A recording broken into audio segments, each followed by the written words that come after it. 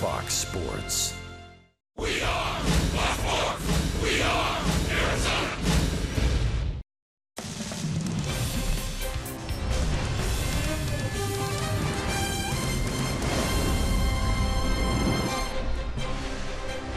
Back home to open the season's final homestand. 9 games for the Cubs, the Rockies, and the Dodgers. All starts tonight, the first of 3 against the NL Central leading Cubbies. Join us for D-backs baseball on Fox Sports Arizona. Good evening from Chase Field. Welcome to the broadcast. Steve Berthiaume, Bob Brenly along the way. Only 12 games to go, most of them coming up on this homestand, which starts tonight against the Chicago Cubs. D-backs fans still holding out for a hero here. Maybe, Bob, it's Patrick Corbin who starts tonight. Well, Patrick Corbin has been a hero throughout most of the season for the Diamondbacks. His ERA has never been over 3.48 the entire season. 11-5 record, the ERA just over 3 in 186 innings. He picked up a win against the Cubs at Wrigley earlier this year in July. Went 7 innings, gave up 1 run on 6 hits, punched out 9 Cub hitters in that game. He's up against the veteran Kyle Hendricks, who gets the start for Chicago. Yeah, very pedestrian numbers for Hendricks, but he's been pitching much better lately. 11-11 on the season, a 3.71 ERA, but he's been hot. He's 6-3 in his last 13 starts. Good to be back home. Time to get it going. The D-backs and the Cubs on Fox Sports Arizona. D-backs baseball on Fox Sports Arizona is brought to you by CenturyLink, connecting you to the power of the digital world. By Tire Pros of Arizona, everything rotates around you. By the NASCAR Can-Am 500 at ISM Raceway, November 9th, 10th, and 11th. And by your Valley Honda dealers, where you'll get more standard features for less money.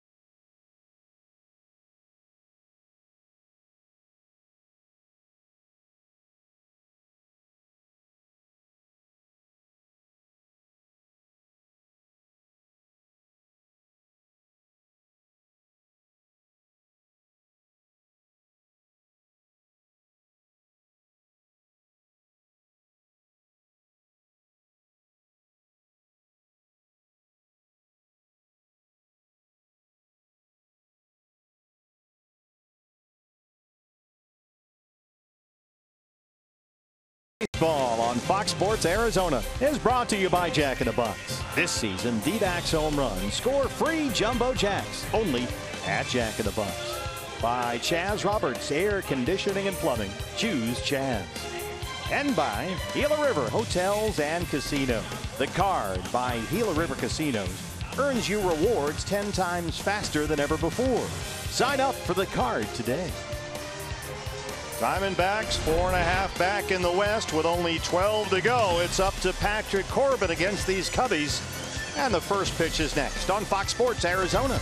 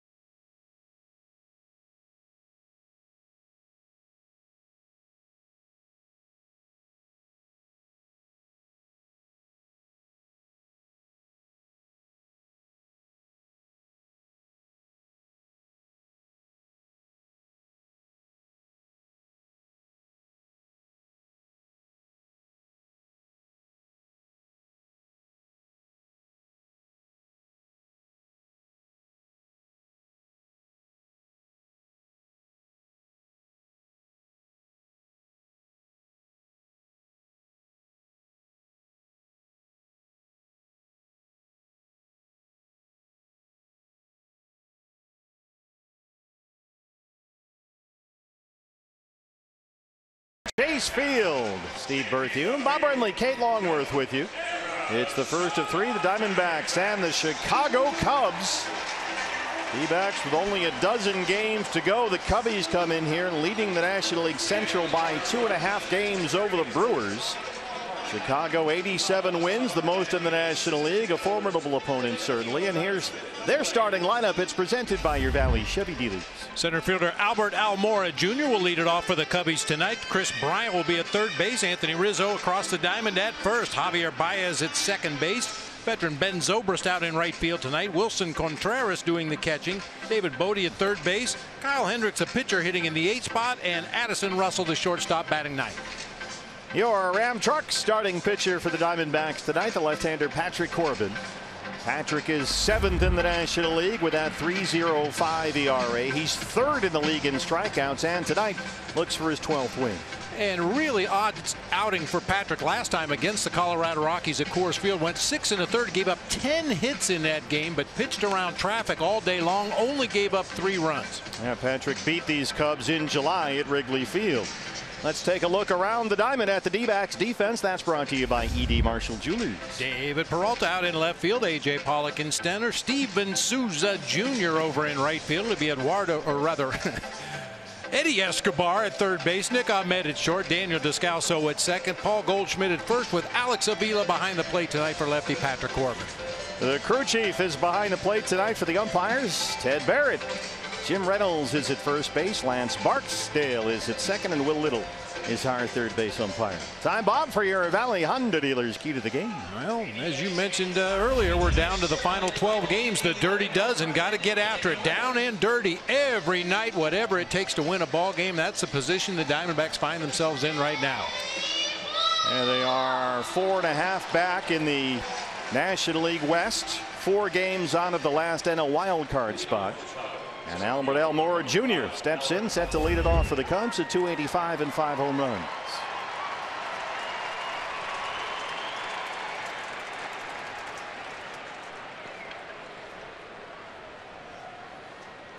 These Cubbies probably aren't quite sure what city they're in, whether it's day or night. What day of the week is it? They are a tired bunch as they come in here. 30 consecutive days without an off day. And there's a strike. We're underway 0-1. Now the Cubs on an Ironman scheduling stretch right now. They've not had a scheduled off day since August 20th. That's a month-long stretch of a game every day for 30 straight days. And they've had a couple of rainouts over that span. They've had to go home, fly back for a makeup game, fly right back home, back and forth, up and down night and day. And they are a tired group. Oh. Well, maybe we can take advantage here. Their long stretch actually ends Wednesday with a series finale here. Then they finally get their first off day in a month. Good curveball from Corbin there, and it's 1-2. There's the skipper, Joe Madden. I think Joe Madden scheduled a simulated game for that off day. He might have. Work on a few things, fundamentals and so forth.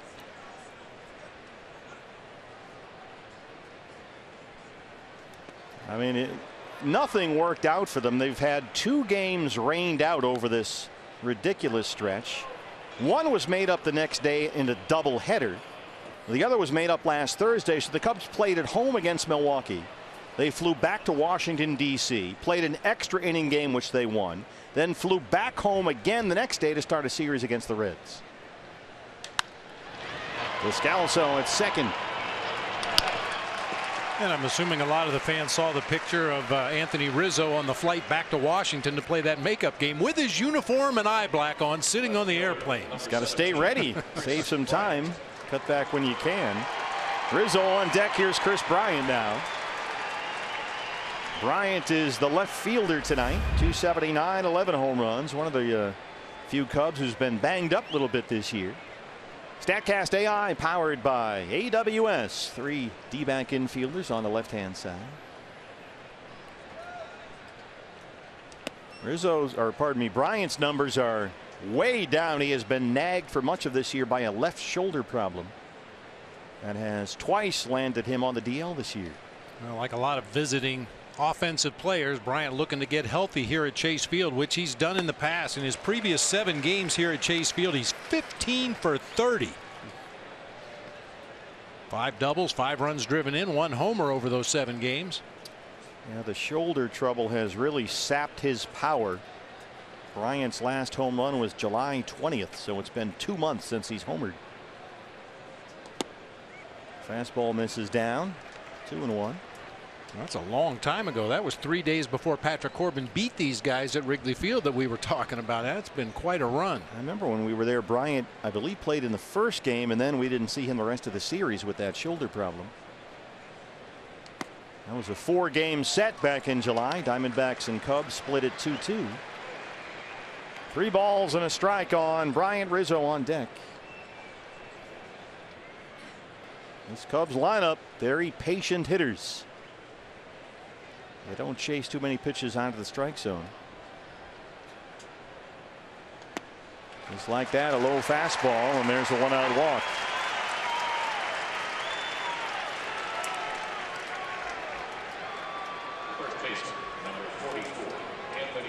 Here is Anthony Rizzo, still in uniform. 277 and 24 home runs for the big Cub first baseman. As always, we have a lot of Cub fans in the Valley. There's a whole section of Cub fans down the right field line here tonight. And you'll see Rizzo get right up on that inside line of the batter's box. Occasionally his hands will actually be out in the strike zone as he strides into the pitch.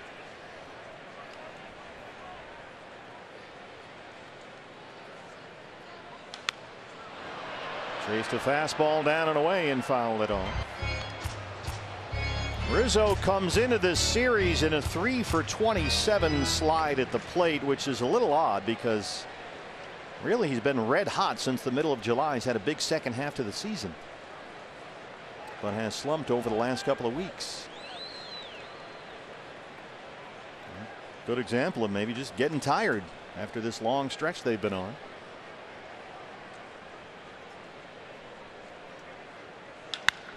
There's a bullet into center. 2 on, 1 out for the Cubs, and here comes Baez. Yeah, another fastball outside corner of the plate, and since Rizzo stands right on that inside corner, that ball's right in his wheelhouse. Pitches out there on the outside corner that you think are good pitcher's pitches, he wears out. Well, this is trouble because Baez is having a monster year. 294, leads the Cubs with those 31 home runs. He leads the National League in RBIs. He's got Bryant at second, Rizzo at first, and one out. There's a guy they definitely need to figure something out against. Baez, a .347 lifetime hitter against the Diamondbacks with 4 home runs in 15 games.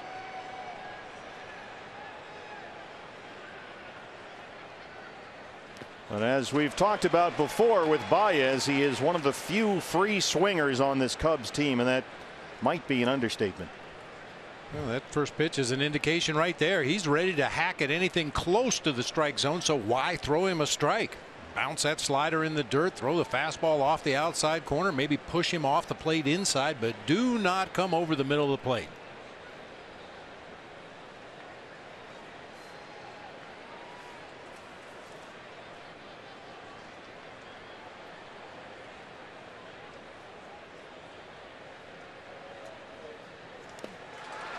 Well, you just get the feeling he could throw him that slider all day long and he would never not swing.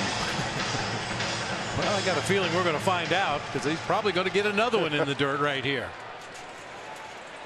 It's just in that sense, it's almost a perfect matchup for the Diamondbacks of pitcher and batter. As Patrick, as we've talked about before, throws his pitches in the strike zone far less often than almost any pitcher in baseball. Gets a lot of swings and misses on pitches that are not in the strike zone.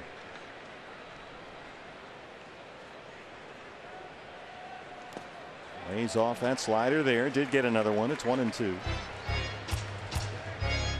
Javier Baez leads the Cubs in hits. He leads the National League in extra base hits. He's done a lot of damage this year. And part of the reason for that is, as you will see throughout this series, he's not going to cut down with 2 strikes. That same big swing we saw on those first 2 pitches from Patrick Corbin, you'll see it again on 2 strikes. He's not trying to bump the ball into play. He's trying to hit it out there in the seats somewhere.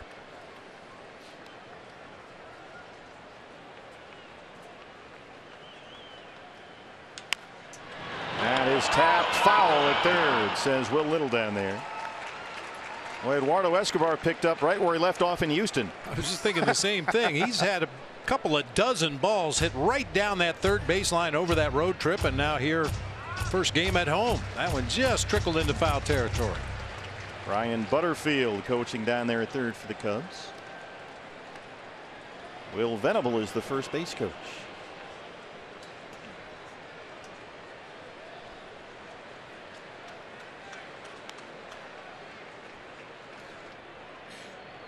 Still 1-2 on Javier Baez. Ben Zobrist is the on deck hitter.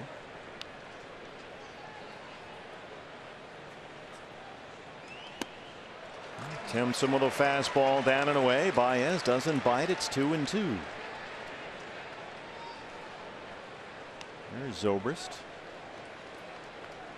Rockies and Dodgers open up a series in Los Angeles later tonight. John Gray versus Hyunjin Ryu in the opener.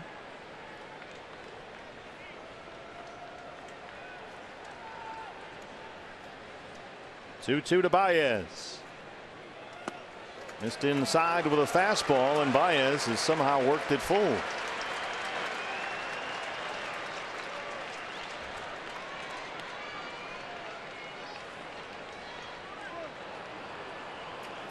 Well, here's the question. If you throw him another slider down that's not a strike, does he have the discipline to lay off on a 3-2 pitch?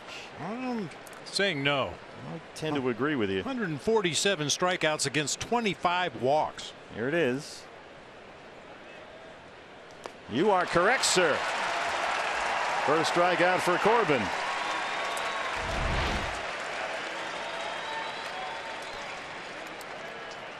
He's such a physically talented player. I think occasionally he just thinks he can overcome good pitches even if they're out of the strike zone. Thus the 148 strikeouts. Well, here's the polar opposite of Baez in that regard. It's Ben Zobrist who Never swings at bad pitches, it seems. He's third in the National League with that .312 batting average. He's got 9 homers. Almost as many walks as strikeouts for Zobrist. 50 walks on the season, only 57 strikeouts. He's had a big second half to the year.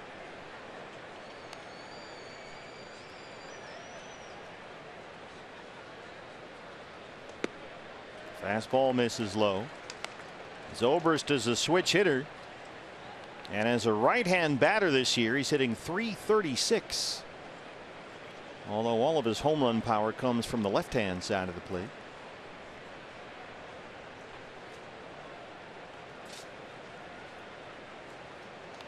Already a 20-pitch first for Patrick.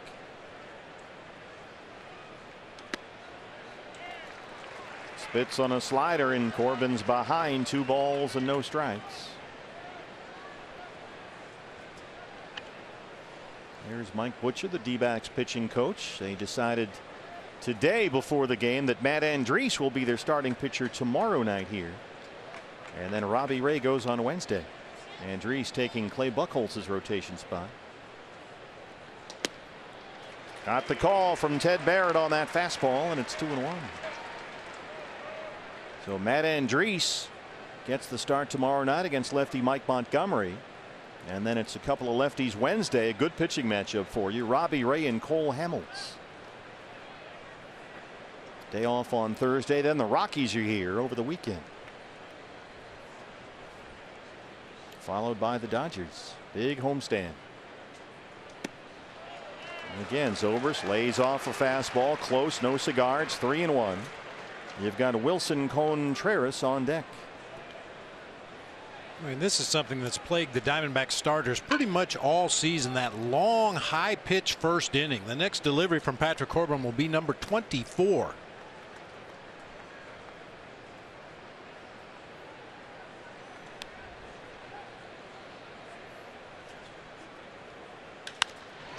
Bounced up the middle.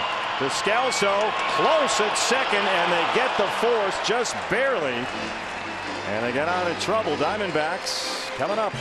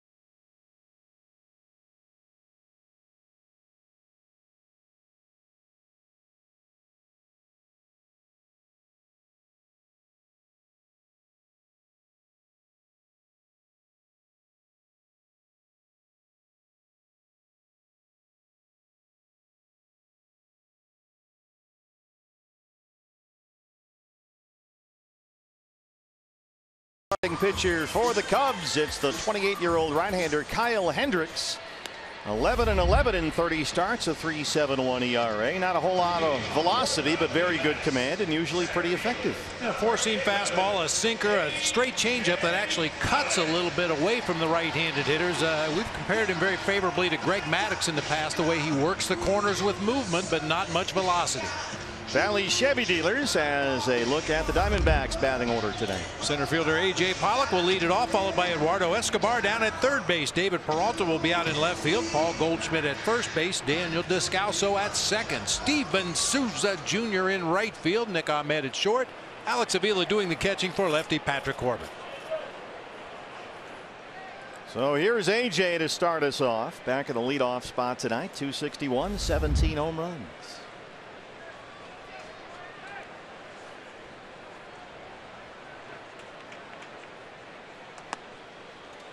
Cubbies will be keeping a close eye on the Milwaukee Brewers score. Brewers breathing right down their necks in the NL Central. Only 2.5 back, and Milwaukee is beating up on the Reds. 8-0 they lead Cincinnati at Miller Park. So the Cubbies need this one tonight.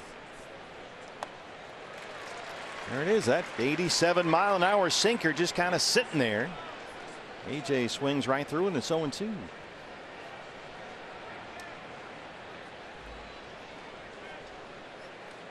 Wilson Contreras behind the plate tonight.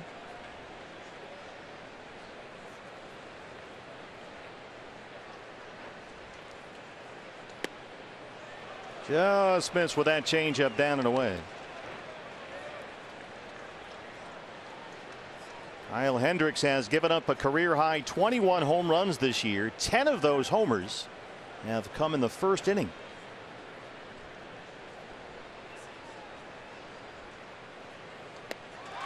Goes right back to that changeup and strikes out Pollock.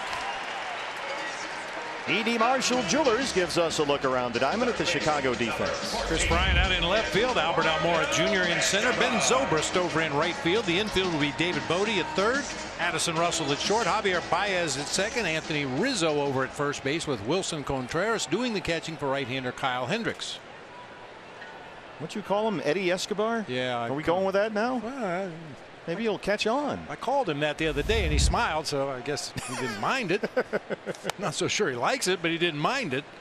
Well, that was a pretty good pitch right there. Ted Barrett says ball one. Escobar, you saw the numbers now, 22 home runs, a new career high for him. Homered Saturday at Houston against the Astros. Fastball misses, and it's 2-0. Escobar batting only 193 in September, but he has homered 3 times this month. Switch hitter, left-hand side is his power side. Well, that changeup is already giving the Diamondbacks fits. They've swung and missed at 3 of them so far.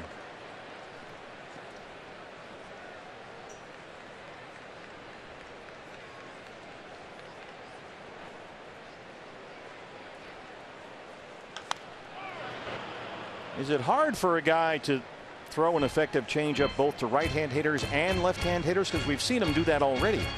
Yeah, for some guys it is. Yeah, a lot of times if you look at the pitch statistics, some guys will only throw their changeup to left-handed hitters as a right-handed pitcher, but they have some kind of a breaking ball that they'll throw to the righties, either a hard slider or a big curve ball.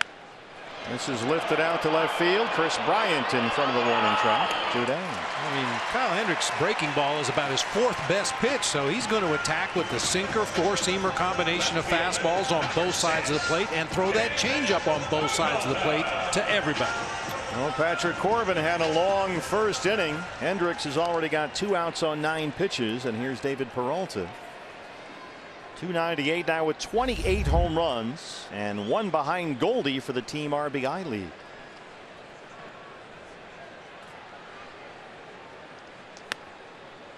There's that typical Hendricks fastball, 87, 88, right around the edges of the strike zone all the time.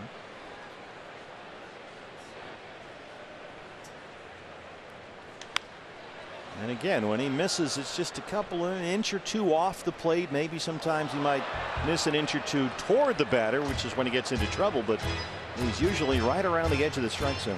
Yeah, you could use the same terms to describe Hendricks' style of pitching that we talk about with Zach Greinke all the time. Surgical, cerebral. He thinks his way through at bats and through an opposing lineup. That one went right through him. Russell, the shortstop, behind the bag, and Hendricks works a 1-2-3 first. No score here at Chase Field.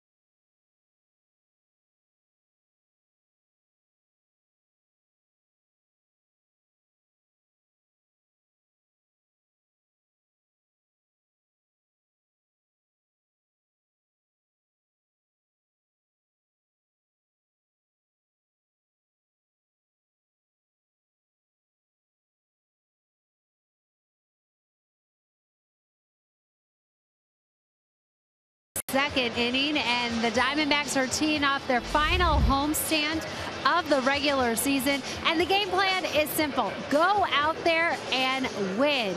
Torrey said it's no secret that this team just hasn't been playing their best baseball, and he said this week he wants to see the Diamondbacks return to their style of play, going out there, playing tough, playing smart, grinding it out, proving that they have something in this with every pitch of every game.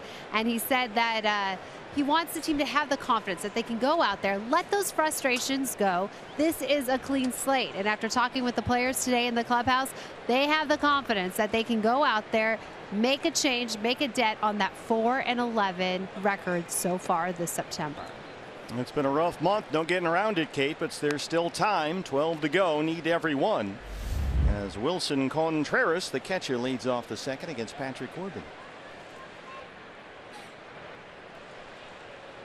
Patrick had a long first, but got out of trouble, stranded a couple of base runners. Behind on Contreras, 2-0.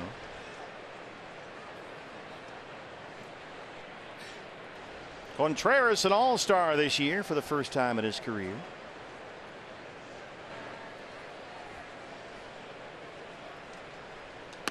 He's another one of these guys that's starting to wear down just a little bit, as you might expect, playing catcher nearly every day. He's hitting only 192 in his last 35 games. Almost all of those are starts, so he's slumped a bit over the last month or so. Wanted to check on that slow curve, couldn't. It's 2-2. That's in there for a strike anyway. David Bodie, the third baseman, on deck. And it's Kyle Hendricks, the pitcher, who bats 8th for Joe Madden.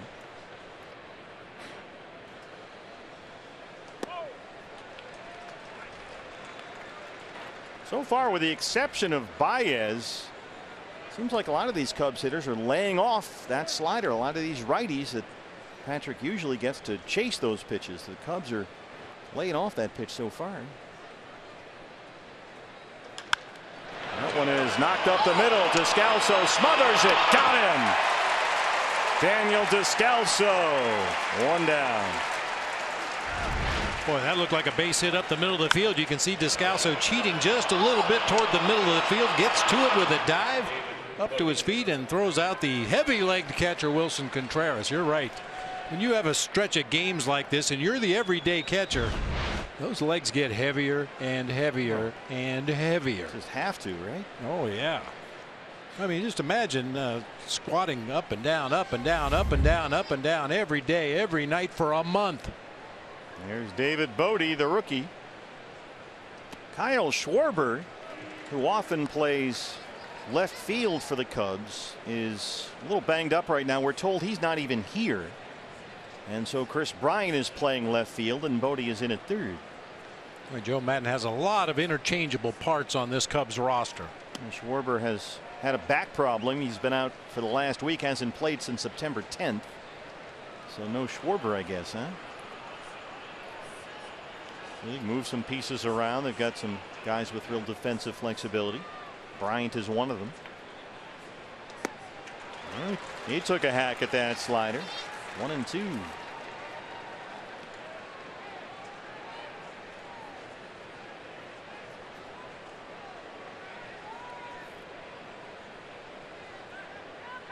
Alex Avila behind the plate tonight.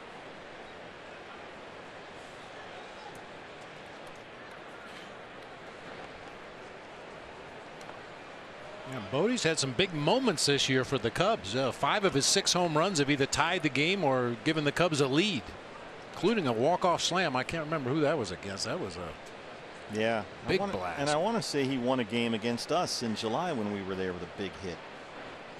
Feels like it. 2-2. A 2-run homer back on August 22nd against the Tigers. We'll count on Bodie with the pitcher Hendricks on deck. Oh, the walk-off grand slam was against the Nationals on Sunday Night Baseball. That was it. National TV.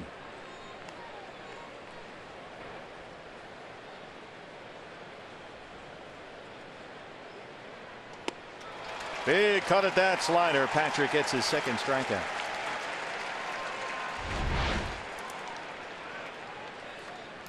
Yeah, you mentioned that a lot of the Cubs already in the batting order laying off of that Patrick Corbin slider down in the zone. And if you're Patrick, you have to make some kind of an adjustment if that continues. Either throw your slider in the strike zone more often or use more fastballs, one or the other. The pitcher bats eighth. 4 for 55, Kyle Hendricks. Kyle Hendricks is an Ivy League guy. He played collegiately at Dartmouth. Beautiful Hanover, New Hampshire. Grew up in Mission Viejo, California. Or as they say in Boston, Dartmouth. Dartmouth? It's up in New Hampshire.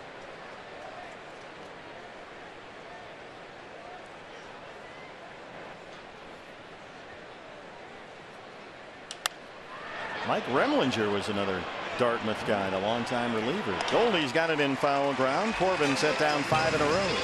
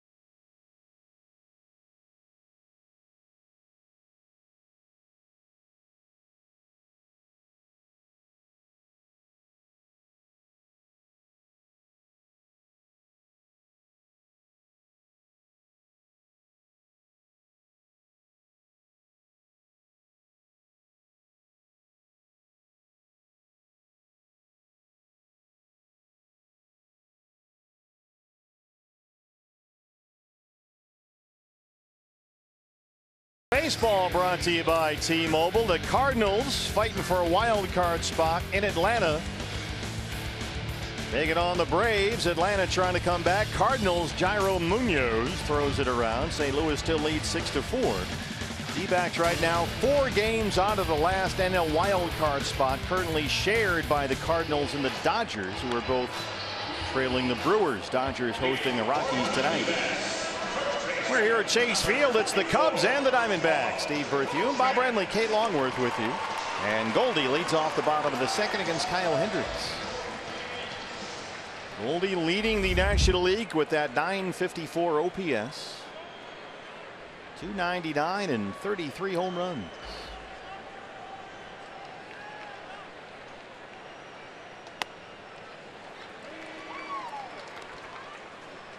Goldie's hit safely now in 15 of his last 17 games. He's been red hot, hitting .365 over that span.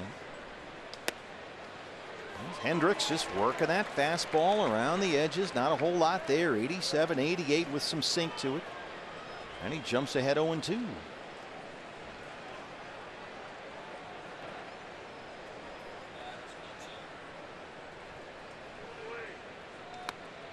There it is again, just a little too far out that time. He'll throw that sinker nearly half the time. It averages 87.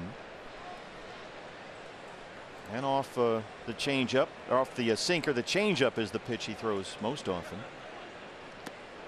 That was it right there. And every once in a while, a curveball just to kind of try and keep guys off the fastball. Goldie comes into this game tonight second in the National League in total bases. Trevor Story atop the National League 313. Goldie and Javier Baez tied at 310. in total bases. Oh, he laid off that changeup, which darted just below the strike zone, but Ted Barrett rings him up. Second strikeout for Hendricks.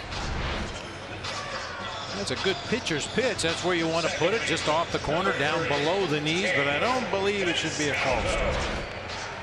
The reason I mentioned the total bases, Christian Yelich of the Milwaukee Brewers hit for the cycle tonight, 10 total bases, so he's sneaking up on Javier Baez and Goldie and Trevor Story. Yelich has been playing out of his mind since the All-Star break. Here's Descalso. Cubs put the shift on against him. You see Baez on the outfield grass and Russell, the shortstop, right behind the bag at second.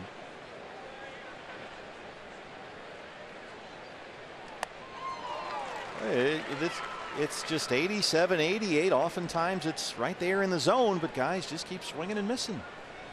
Invisible. That's what hitters say. I don't know. It's right there, and I swing, and for some reason I don't make contact. It must turn invisible. Change up is popped up. Bodie on the third base side. 5 up, 5 down for Hendricks.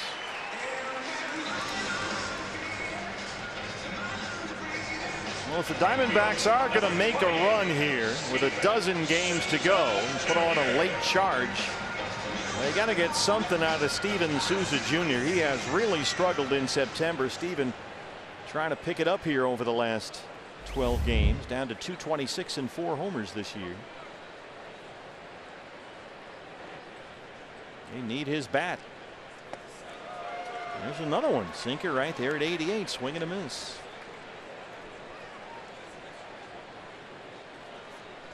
Souza 3 for 35 in September. Good take right there. Sinker away. 1-1.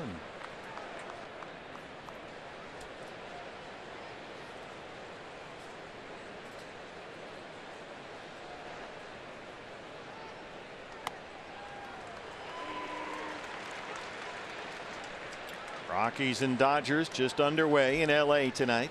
John Gray and Hyunjin Ryu the starters in that one.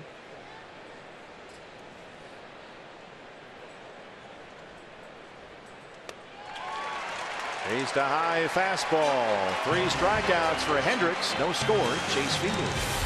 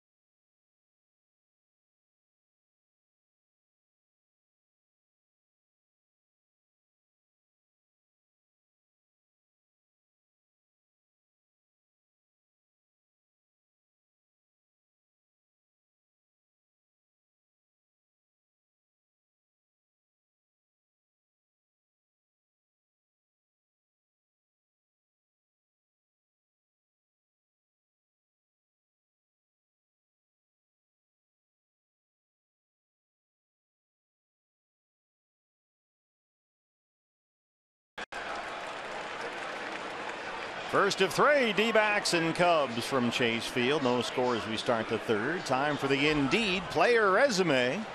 An all-star season this year for Patrick Corbin. The Diamondback left-hander moving up the charts on D-backs history. Pretty good names on that list right there, and Patrick Corbin deserves to be on that list the way he's thrown the ball this year. Of course, a whip is walks and hits divided by innings pitched. Addison Russell, the shortstop. .252 and 5 homers. Bats 9th for Joe Madden.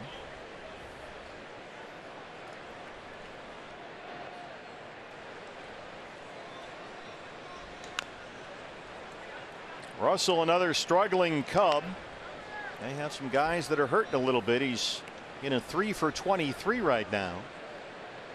He was on the DL near the end of last month, had a sprained left middle finger and some right shoulder inflammation, so he's been a hurting unit lately. Fastball misses away, 1-2.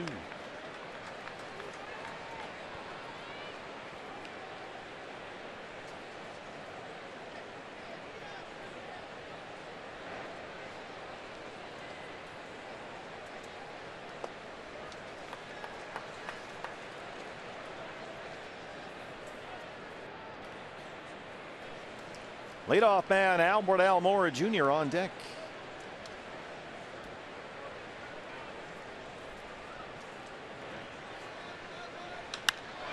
Line to Descalso at second.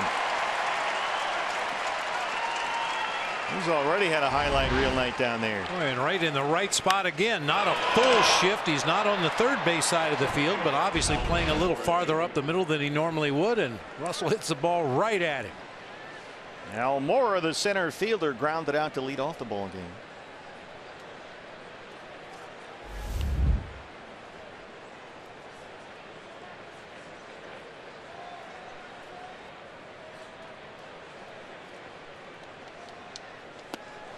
There's the slow curveball, 66. That's Greinke Ephus territory right there. Patrick took a whole lot off that one.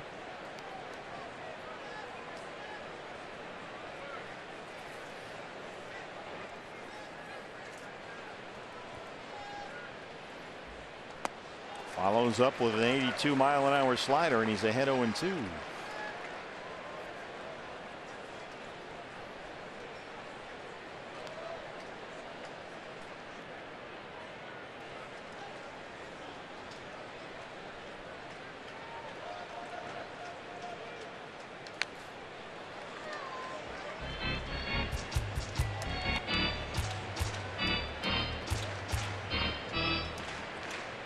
Atlanta trying to come back on the Cardinals. We're watching that one in the wild card race. It's now 6-5 St. Louis. Braves back within 1. They're in the 8th inning at SunTrust Park.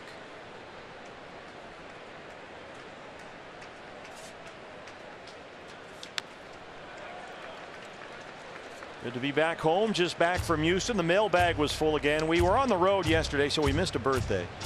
Oh, I have one of those too. Yeah, I hate to miss birthdays, but we don't get the mail on the road. It waits for us here. So yesterday, BB, was Elaine Taubman's 90th birthday. She's a faithful D-backs fan.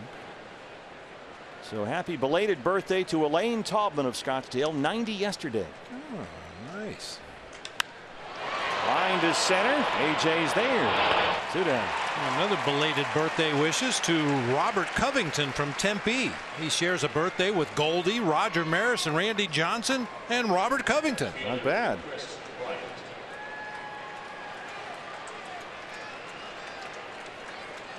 Chris Bryant in left field tonight. Walked his first time up.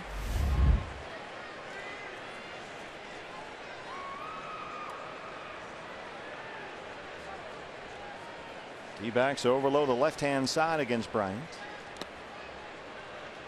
A nice card here from Terry and Betty in Sun Lakes, Arizona, that said they've been out here to a few games at Chase Field, but they would rather stay home and watch us on TV. What's wrong with them? I don't know. But thank you anyway, Terry and Betty. We do appreciate it.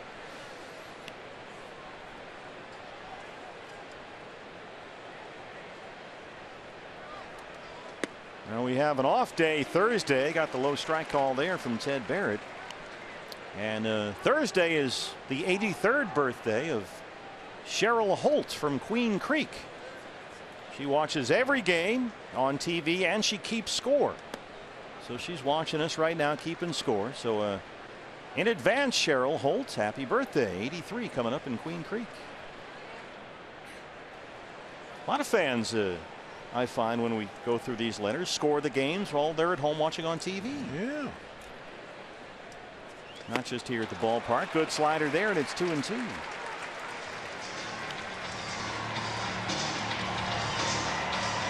Well, Patrick, after a bumpy few moments in that first, has really settled in. He's retired 7 straight. And he's got 2-2 on Chris Bryant. There it is. Gets the call from Ted Barrett, who's had a big strike zone here so far. No score. D-backs and the Cubs.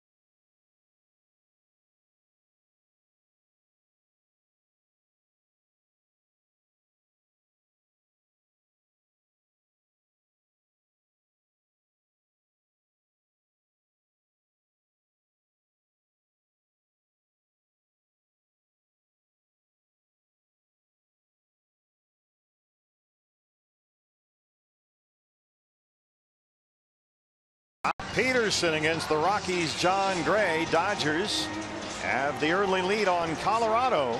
It's 1-0 bottom first. John Gray and Hyunjin Ryu. Torey Lovullo's ball club 4.5 games behind the Rockies for the NL West Division lead. Dodgers right now tied for the 2nd National League wild card with St. Louis. And the Cardinals lead the Braves 6-5 in Atlanta. Here's Nick Ahmed, 246 and 16 home runs.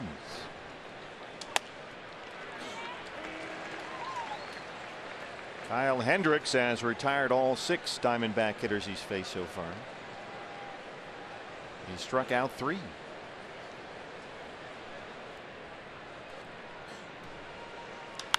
There's a fly ball, deep right field. Zobrist has got it.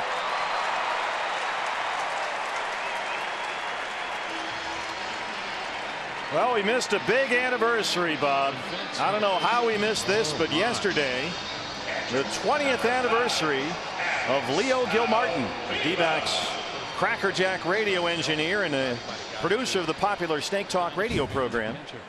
Honored by the Diamondbacks for 20 years of somewhat faithful service. Oh, it's been faithful. Leo's been one of the good guys right from the very beginning. Congratulations to Leo Gilmartin. Happy anniversary, Leo. He'll be honored down on the field during this homestand, along with some of the other D-back employees, as a member of the 20-year club. That's a very distinguished honor. 20 years as a D-back for Leo. Who's going to spin the dials in the radio booth early in the game if he's down on the field? Whoever usually does. Alex Avila now. Leo working right now on D-back radio just to our right alongside the Governor Greg Schulte and Tom Candiani. And the Moral Compass, Mike Farron, host of the popular Snake Talk radio program.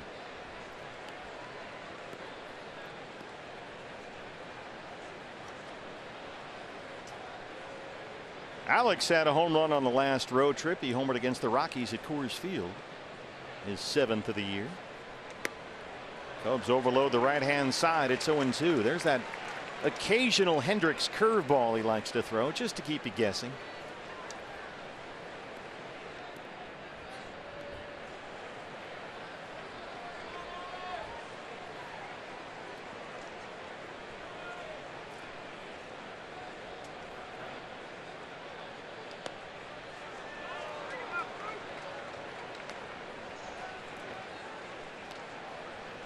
Now a final at Miller Park. The Brewers beat the Reds 8-0. As you mentioned, Christian Yelich hit for the cycle for Milwaukee in that ball game. Brewers, for the moment, only 2 games behind the Cubs National League Central Division lead. And Avila strikes out on a changeup. We have another birthday wish today, partner. Ramona Heath. Ramona, are you out there in Peoria celebrating her 88th birthday today? We got a nice letter from her daughter who says that nobody's allowed to call during the ball game. Wow. Because she is serious. She's focused on the game. She's celebrating her 88th birthday today. Happy birthday, Ramona Heath in Peoria. Hi, Ramona. And her daughter, by the way, goes to the Diamondbacks fantasy camp every winter. Oh, cool. Yeah. Fastball almost got behind Wilson Contreras. Here's Corbin.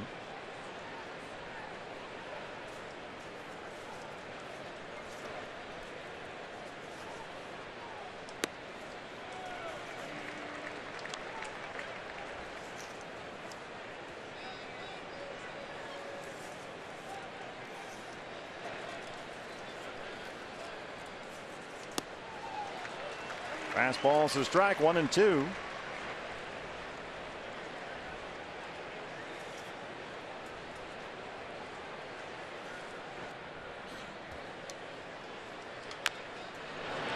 Tapper back to the mound for Hendricks. He's retired all 9 he's faced. No score.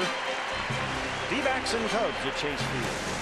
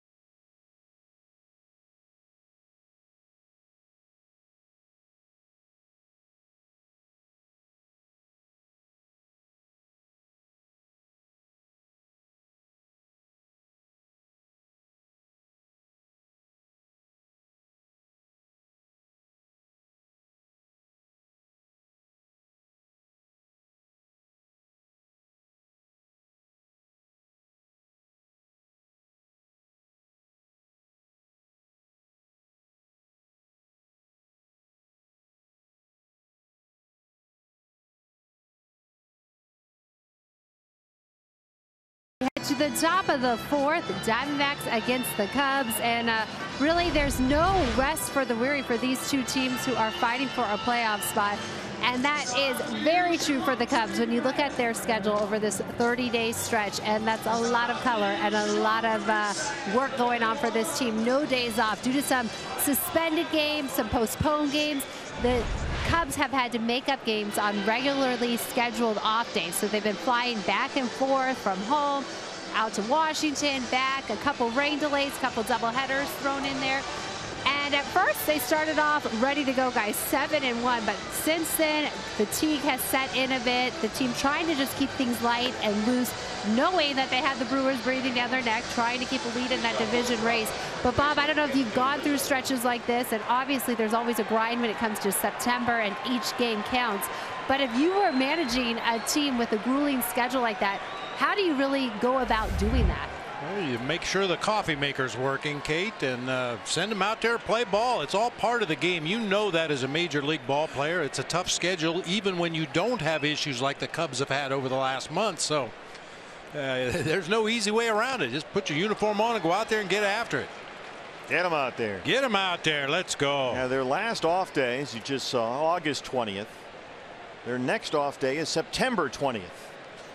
That's a rough gig, man. It is a rough gig. I was talking to Joe Madden about it before the ball game today, and we've got a lot of things in common. We both played in the Texas League, where you have miserable bus trips from Mississippi all the way to West Texas and back. He played in the Pioneer League, and I played up in the Pioneer League. At the time, they only had 4 teams, and one of them was in Canada. Every bus trip was 12 hours or more, and Joe said, I played in both those leagues, and I've never experienced anything quite like the last month that the Cubs have gone through. Wow. Rizzo strikes out. That's 4 for Patrick, who's set down 9 straight Cubs.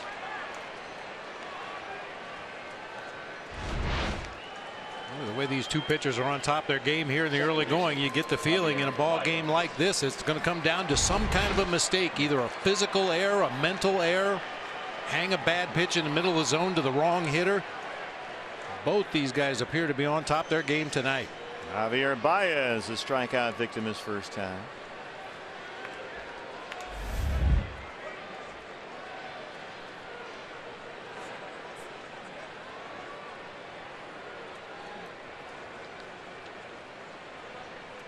Now those bus rides, I mean, there were no portable DVD players in those days. Nobody had an iPad. I kind of picture it as the movie Slapshot with Paul Newman, guys huddled around playing cards on the bus. And was that what it was like? Oh yeah, playing cards, slapping dominoes.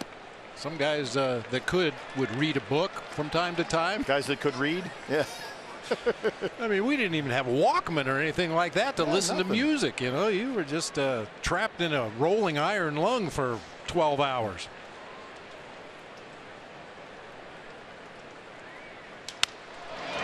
Nick Ahmed at shortstop. Corbin has set down 10 in a row. Patrick at 60 pitches, 34 strikes. Here's Ben Zobrist.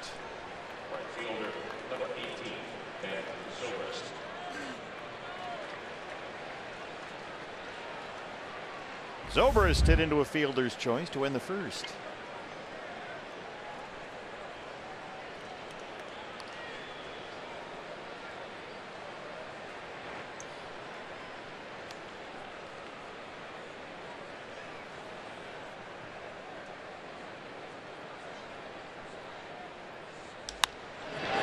That's a fair ball by Goldie and down the line.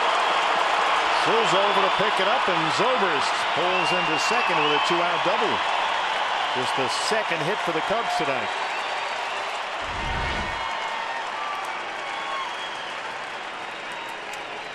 Ben Zobrist has always been a smart hitter.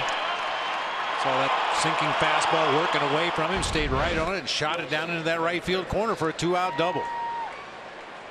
The catcher Wilson Contreras, who grounded out his first time.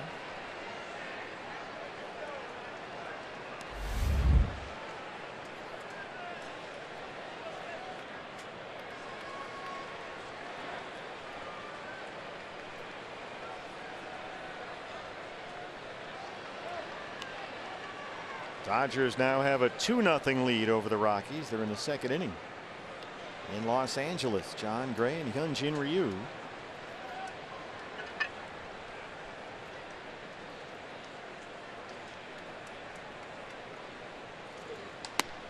Fastball away, miss, 1-0. D-backs have lost 8 of their last 11. They are 7-16 in their last 23.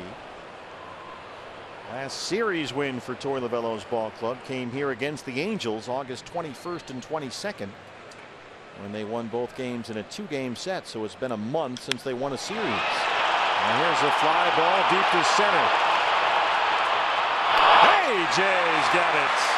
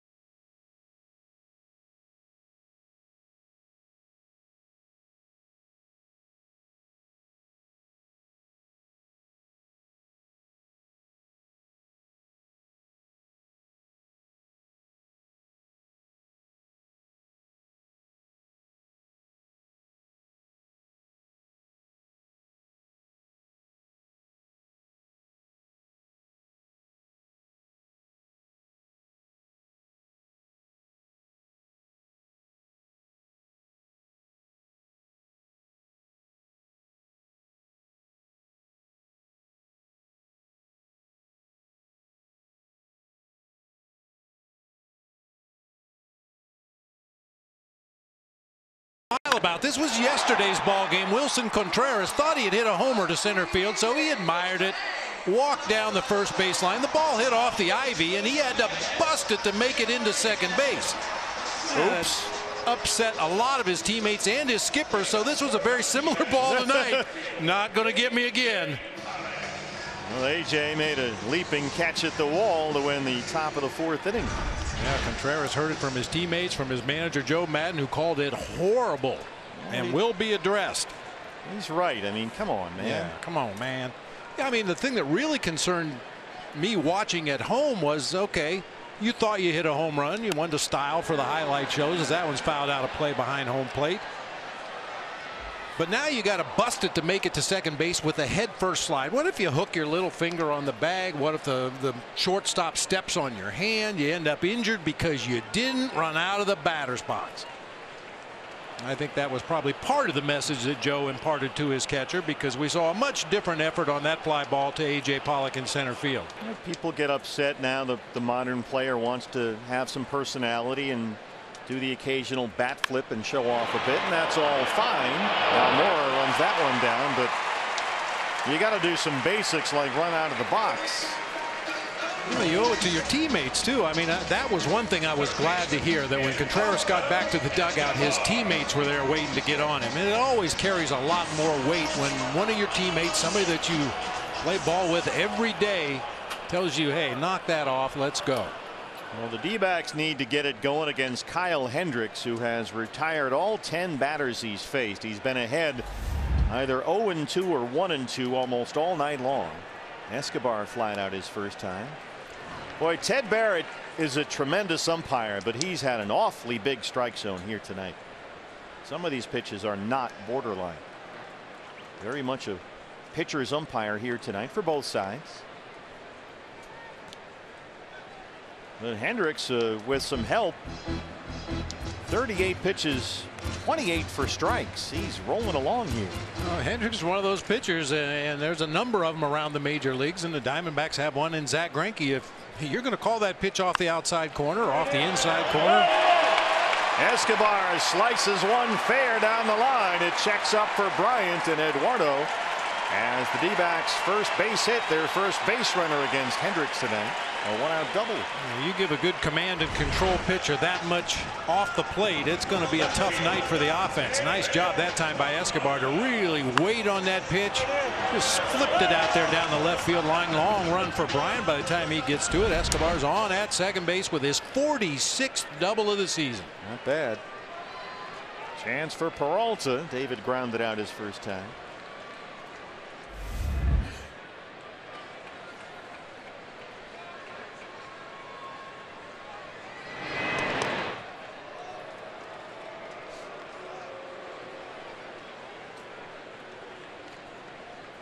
Escobar is always smiling.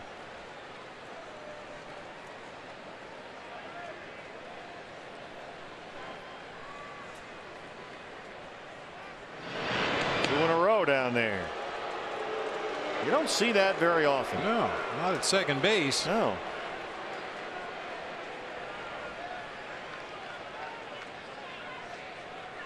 See it a lot to first base, consecutive throwovers, but that's a little unusual. Peralta got under it just a bit. Escobar at second. Here's Zobrist, and here he comes. He's in there.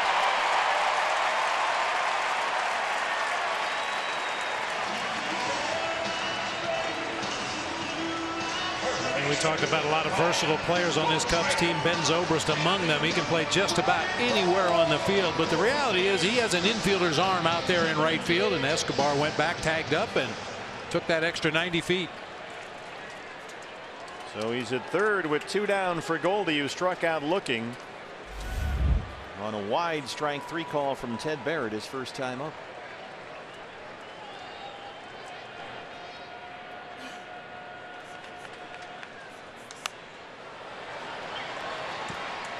That's out of play. This is an anniversary of sorts for Goldie.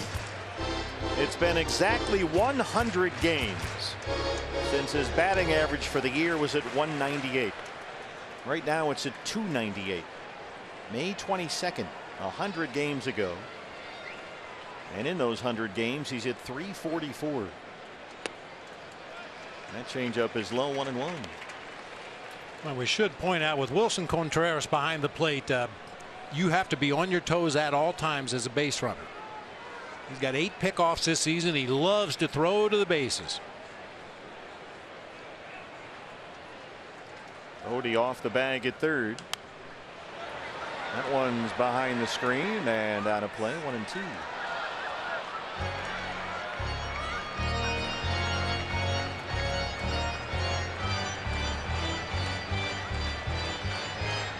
Contreras also has 9 passed balls on the season. Now, I don't imagine many of those came with Kyle Hendricks on the mound. You could catch him with tweezers. I mean, it just doesn't throw hard, doesn't have a wicked breaking ball. Everything is around the strike zone.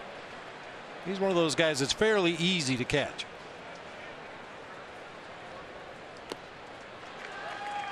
Sinker sinks a bit too much, and it's 2-2 on Goldie. Descalso would be next. Diamondbacks beat Kyle Hendricks at Wrigley Field just after the All-Star break. He didn't pitch badly. 3 runs, 7 hits in 5 innings. He had 8 strikeouts in that ball game, but the Diamondbacks beat the Cubs 5-1. Hendricks got the loss.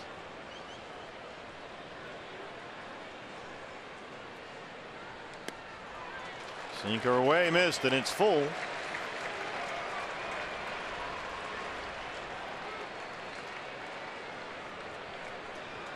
Here's the computer processing right now. All right, what's he going to throw me on 3-2? What did I see on the video? What did I read in the advance report? What have I seen from Kyle Hendricks in full counts pass with a runner at third base or a runner at second in scoring position? Sinker. Got it down and in there. Behind Tony Perez-Cheek at third.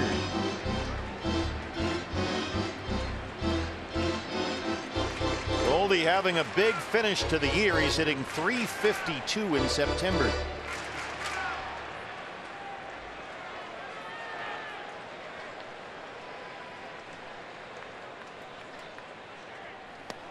He walked him, didn't bite on the changeup, and Descalso gets a chance.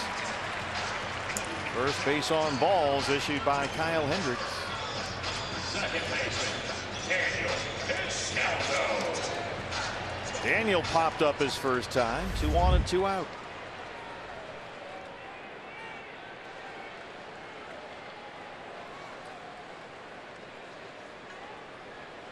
Boy, that home run that he launched in Houston yesterday, that was a bomb.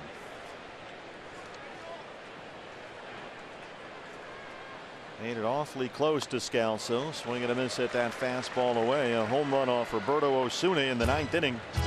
That made it a 1-run ball game. Diamondbacks lost to the Astros 5-4, but Descalso increased his career high total down with 13 home runs.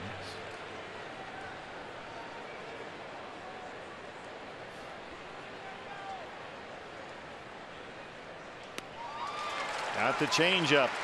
0-2.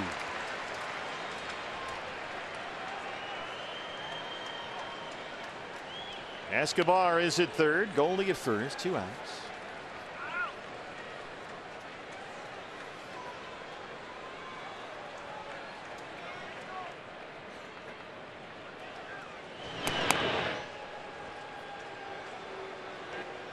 Dave McKay coaching at first for the Diamondbacks.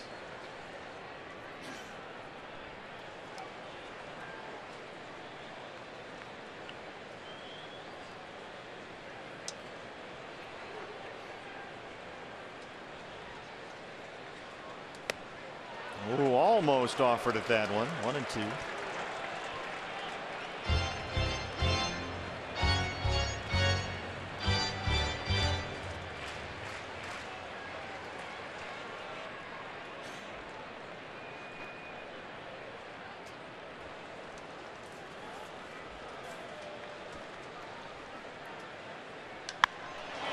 And the air deep to center. Almora backing up. He's got it under the home run porch. Hendricks strands 2. He stays scoreless through 4.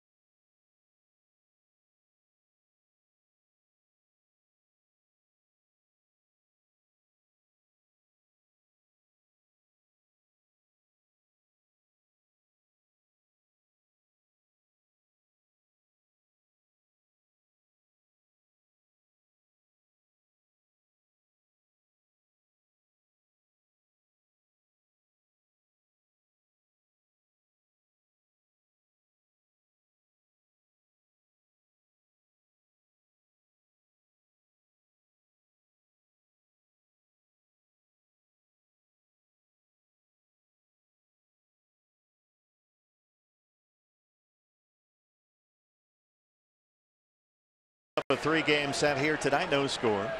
Fans, don't miss out on any postseason action this year. Sign up now for your chance to buy D-backs postseason seats before they go on sale to the general public. dbacks.com/postseason. Sign up now. David Bodie, the third baseman, leads off the 5th against Patrick Corbin, who was locked up in a pitcher's duel with Kyle Hendricks. Both pitchers at one point retired 10 consecutive batters. Bodie struck out his first time.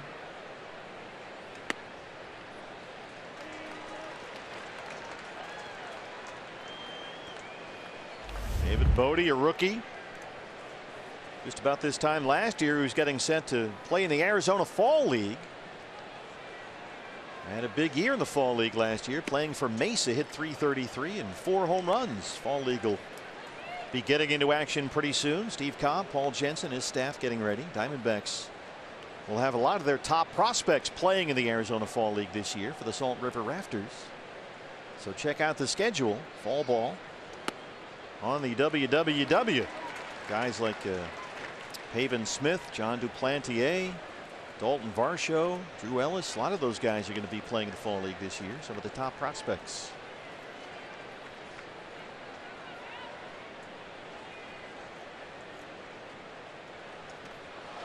And lay off that slider, and Patrick has his 5th strikeout.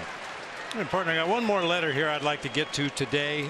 This is from a lady named Doris Johnson, and she's writing on behalf of her friend Dorothy Wishard. Now, Dorothy here, as you can see, she's kept a book. It might be tough to see, but from 2001 up until today, Dorothy keeps track of every ball game, watches every ball game. And she's 100 years old. Dorothy, thank you so much for your support of the Diamondback. Keep it up. That's great. A book every year. Every year. Here's the pitcher, Kyle Hendricks. Oh, we were just talking about that. A lot of fans will watch the games and score along from home on the TV.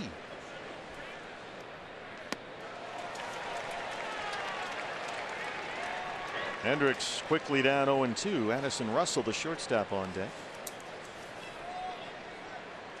Well, it's neat to be able to go through those old books and look. She could answer a lot of trivia questions. Yeah, maybe you could have a position on your staff. She has more answers than they do, I bet. 6 strikeouts for Patrick. Yeah, we got a lot of folks writing this in. Don and Eloise Galt are celebrating their 65th wedding anniversary coming up on Thursday. Now, Thursday's the off day. They watch all the Diamondback games at home, and they do it on multiple televisions, so when they go to room, they don't miss anything. So a happy 65th wedding anniversary. Don and Eloise coming up from Phoenix. Absolutely. Nice job. 0-1 on Russell.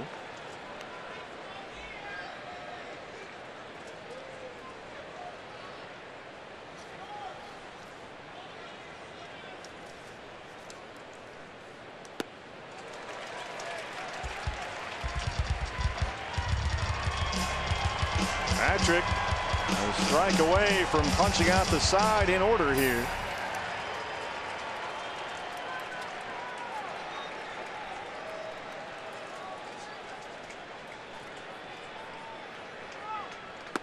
Here it is. He strikes out the side in the 5th. Corbin's punched out 7, but still no score.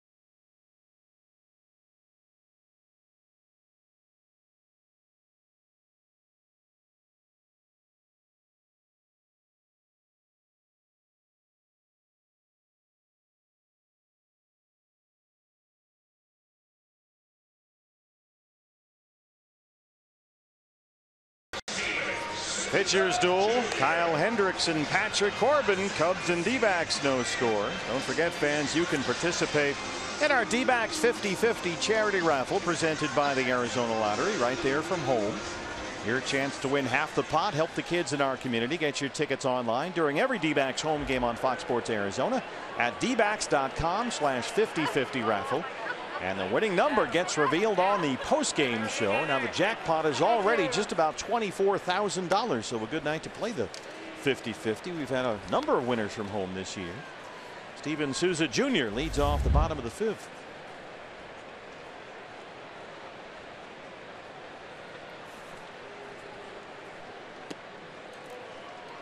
Lays off the sinker low, and it's 1-1.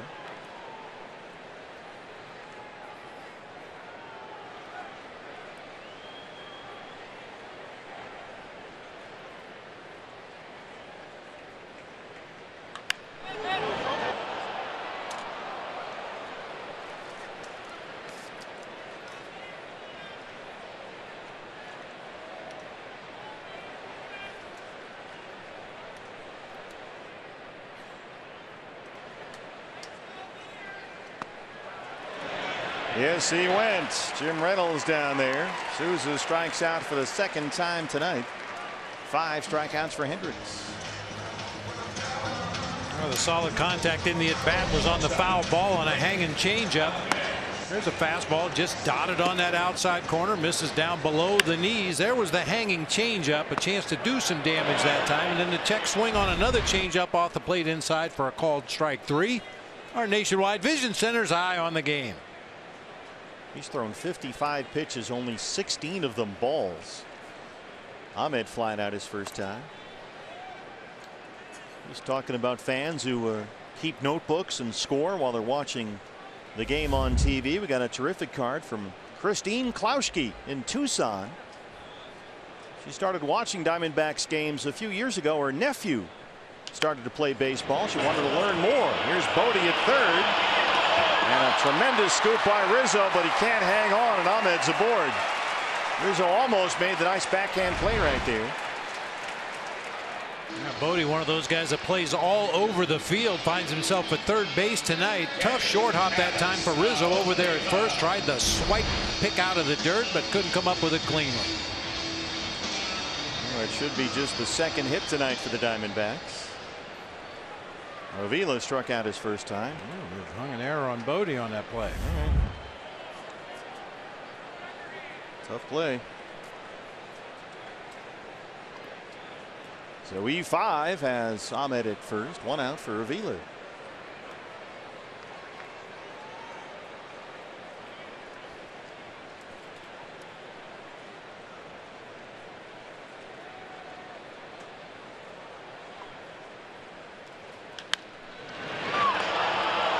At second. That one got away.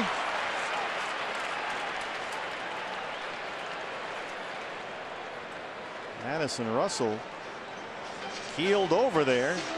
Something went wrong. See if Russell's okay. Remember, he's had a sprained left middle finger and a right shoulder problem. Uncorked that one, and here comes the trainer. He injured something there. Now, we've talked about it all summer long with the abundance of pull shifts. Occasionally you get guys playing out of position. That was a third baseman Bodie that fielded the ground ball and threw to the shortstop Addison Russell, who was on a dead run when he got to the bag at second. He was the only defender on the left side of the field. I'm not sure exactly what the issue is, but in a related story, Alex Avila didn't look real good after he got across the bag down there at first. Took a couple of limping steps before finally slowing down and coming back to the bag. Yeah, Alex has not been moving too well when he's on the bases these days. Of course, with the beating that he takes back behind the plate, that's to be expected. Yeah, he doesn't look great right now. Grimacing a little bit over there with Dave McKay. Russell is okay and will stay in the ball game.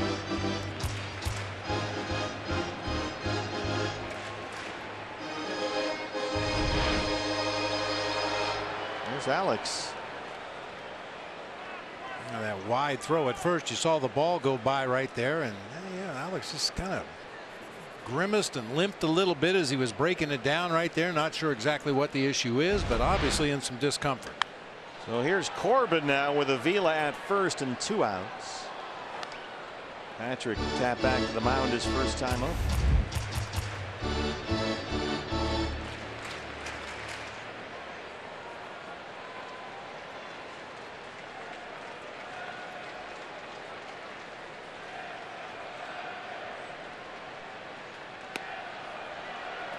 Anyway, as we were saying, we wanted to thank Christine Klauschke from Tucson for her card. Says she's watched every single game this year. She has a notebook and she records the details of every game while she's watching. So thank you, Christine. 1-1 on Corbin.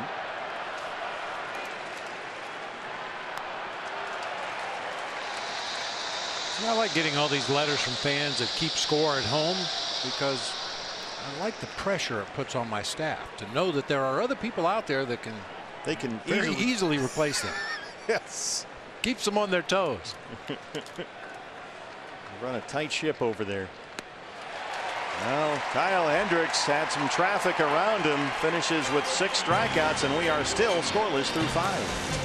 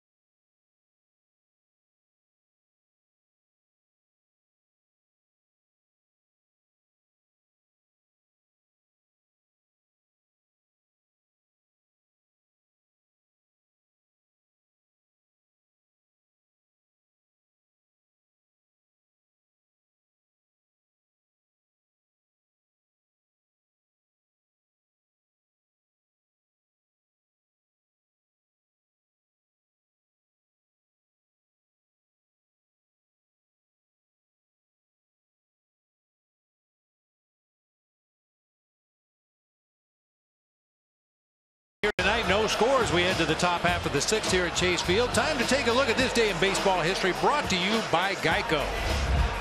In 1996, what is considered to possibly be the greatest game ever pitched in the history of Major League Baseball, Hideo Nomo threw a no-hitter at Coors Field. That seems to be a bit of an exaggeration. It is a little bit, but you know, at the time, Coors Field and the Blake Street Bombers, and they were hitting balls in orbit, and Nomo went in there and no-hit the Rockies.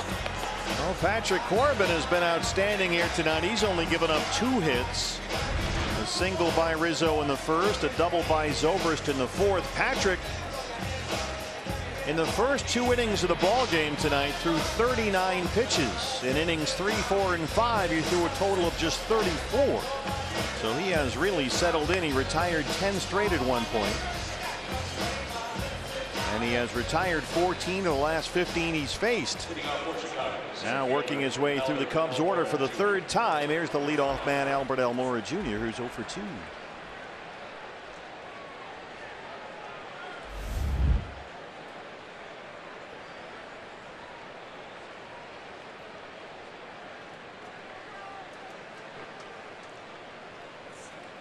Dodgers leading the Rockies in LA 3-0. It's the 3rd inning at Dodger Stadium. John Gray and Hyunjin Ryu. D-backs 4.5 games behind Colorado for the division lead with only 12 to play. Dodgers are tied for the 2nd National League wildcard spot with St. Louis. And the Cardinals have started pulling away from the Braves. It's now 11-6 St. Louis. They're in the 9th inning at SunTrust Park in Atlanta.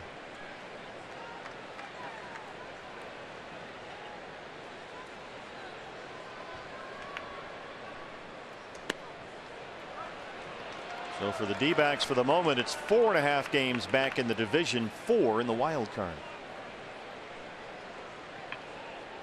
But all that is changing on a nightly basis here in the National League West.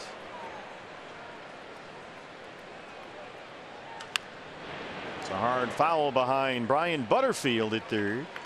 He's a baseball fixture, isn't he? He's one of those guys, Butter. Everybody knows Butter. Oh, yeah. I mean, he's been around the game his entire life. He was here in Arizona for a long time under Buck Showalter. Most recently was in Boston with the Red Sox. Big Patriots fan, Brian yeah. Butterfield. Loves Tom Brady. Who doesn't? Souza will play it on a hop. And Almora starts off the 6th with a single to right. Just the 3rd Cubs base hit against Corbin.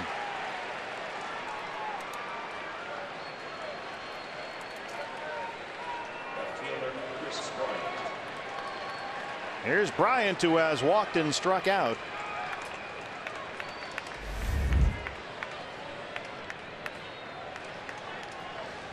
D-backs will put 3 defenders on the third base side against him, when with Goldie holding Almora on the base.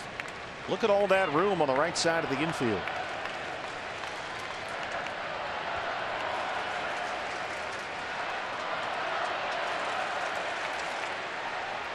Starts him off with a slow curve, and Bryant lays off. Bryant, even with his left shoulder problem that's nagged him throughout the year, has been crushing lefties this season. He's hitting over .350 against left-handers. Dodgers now have a 6-0 lead on the Rockies in the 3rd in LA. 6-zip Dodgers over Colorado.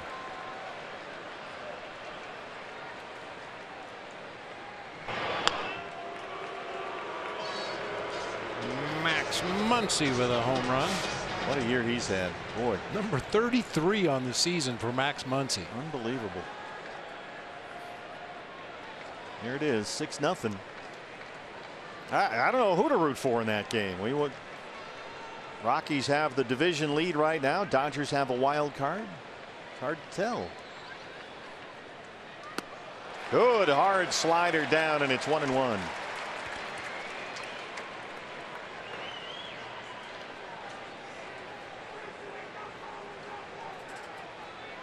Now, I'm not great at math and magic numbers and tragic numbers and all that stuff, but it would seem to me like in that series, well, the Dodgers leading 6-0, we would need the Dodgers to sweep. Yeah, I see that. One team or the other to sweep. But then aren't you, well, you're closer to the Dodgers obviously than the Rockies, but you're not that much closer. Yeah. Just win every game and let everybody else lose. It's a good strategy. Yeah. Just do that. Why didn't we think of that before?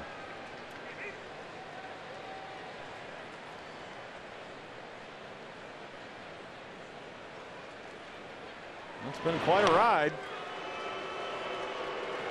Torrey was joking with us before the game today. You know that Johnny Cash song, I've been everywhere, I've been to Tupelo, Buffalo, blah, blah, blah.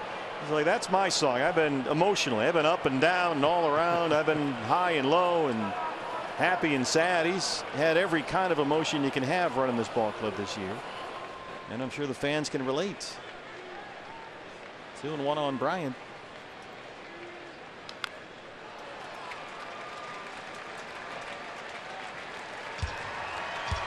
And we've heard from some fans. They're hanging in. Carol and Marianne from Phoenix sent us a letter.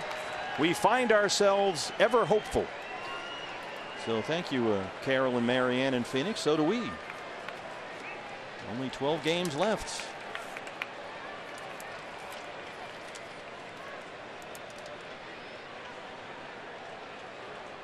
Two and 2 on Chris Bryant. In with a fastball. Backs him off. Full count. You've got Rizzo on deck. Bryant's already walked once tonight.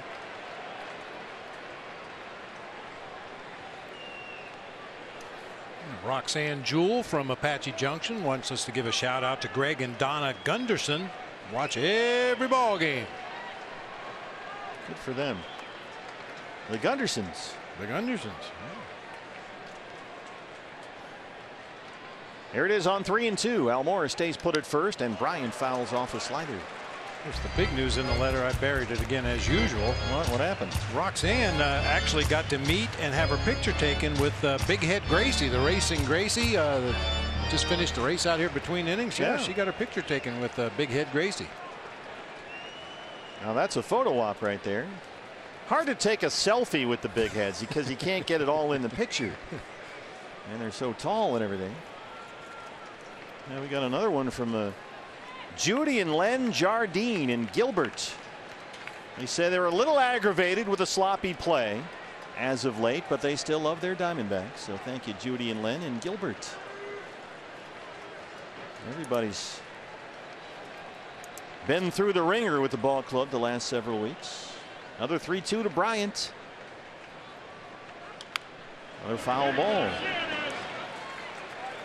Joan Peister from Phoenix said her biggest thrill since she's been a Diamondbacks fan was being here for Game 7 of the World Series in '01. We're glad you were here, Joan. I bet that was also your biggest thrill. Right up there, yeah. Bryant putting up a fight. Patrick now at 85 pitches, 52 strikes. He has walked only 1 and struck out 7. He struck out the side in the 5th. And now really laboring here to start the 6th. Goldie still holding Almora on the bag at first. And Bryant knocks it into right center. Almora will take the turn and head for third. And the Cubs have runners on the corners with nobody out for Anthony Rizzo.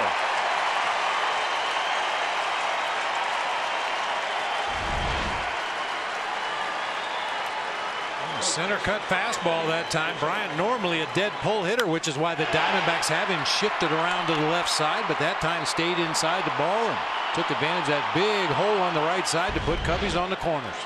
And Rizzo, the hitter, he has singled and struck out, but you know, over this 30-game run, this is where the Cubs have struggled as they wear down a bit. Over their last 3+ games, they're only 3 for 20 with runners in scoring position, so they've not been getting that big hit for Joe Madden. Rizzo has his chance right here. Ahmed, the shortstop, playing up the middle. Slider fouled away, 0-1.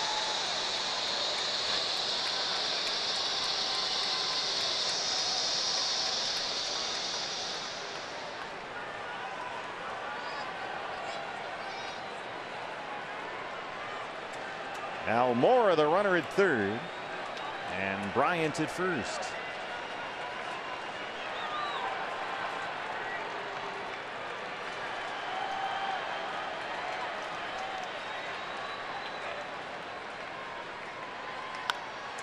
Slow roller to Scalzo. They get 1 and 2. Almora scores, and it's 1-0 Chicago. Close at first, but out, says Jim Reynolds. Very slow developing double play. Just kind of an awkward swing, hits that slow roller through the infield grass on the right side. Descalso gets it over there to Nick Ahmed in pretty good shape, and Nick fires a bullet over there to Goldie. Ooh, man. Rizzo is still standing on the bag, and the Cubs will challenge the out call at first. Here comes Ted Barrett, the home plate umpire. There's Jim Reynolds, the first base ump on the left, and they'll talk to New York. I'm sure this is going to be overturned. Rizzo will end up with a fielder's choice and an RBI.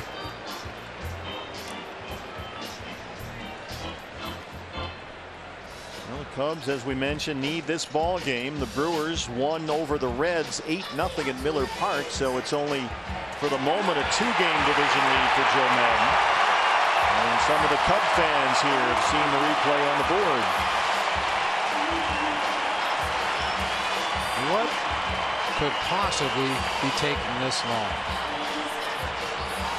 It hasn't been that long. Well, I mean, it shouldn't have taken any time. How do you miss that call? Well, looks like the verdict is in. Safe at first. So they get the force on Bryant. Almora scores. Fielder's choice RBI for Rizzo. One out, one on, and it's 1-0 Cubs, and the batter is Javier Baez.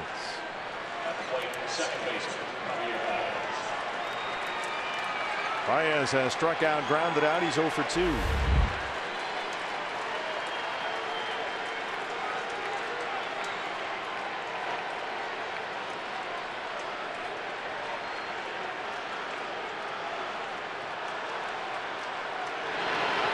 Corbin approaching 90 pitches. The bullpen will get busy. Archie Bradley in the Sanderson Ford bullpen. Bullpen coach Mike Fetters back there.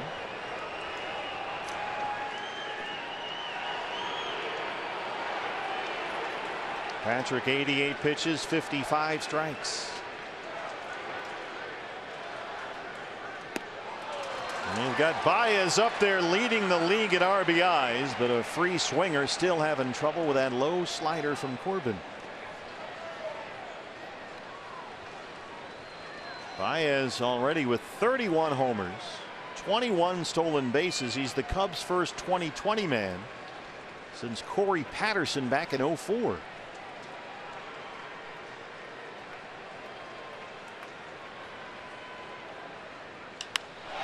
It's a high fly ball deep to left center field and gone.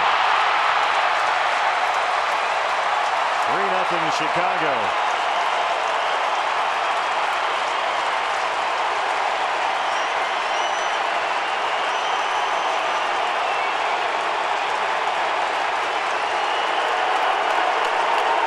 Second for Baez, who pads his National League RBI lead. Swings over the top of that slider right down the middle below. The next one catches too much strike zone. First pitch was just below the knees. That one just above the knees. Baez knew it. Chirping to his teammates over there in the dugout. Our nationwide vision center's eye on the game. Only the 15th home run given up all year by Patrick Corbin. Here's Ben Zobrist, who doubled his last time up. Tries to bunt his way on. Avila's on it. 2 outs for Contreras. Well, now that changes the equation a bit. It's a 3-0 Cubs lead. So Bradley sits down and Bracho gets up. So Silvino throw 37 pitches to get 5 outs Saturday in Houston. Contreras, the catcher, 0 for 2. He's grounded out, flied out.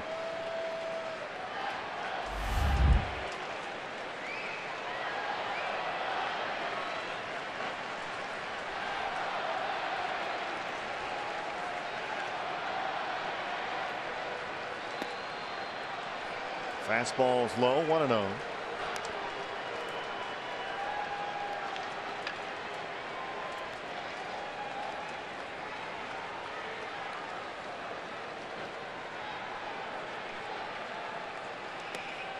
Final in Atlanta. St. Louis beats the Braves 11-6. Cardinals tied with the Dodgers for that second National League wild card spot behind Milwaukee. Dodgers right now lead the Rockies 6-0. They're in the 4th in Los Angeles. Brewers beat the Reds 8-0 at Miller Park. 2-1 on the Cub catcher. 4 Cardinal home runs in that ball game. Colton Wong, Paul DeYoung, Harrison Bader, and Yadier Molina all went deep for the Cardinals.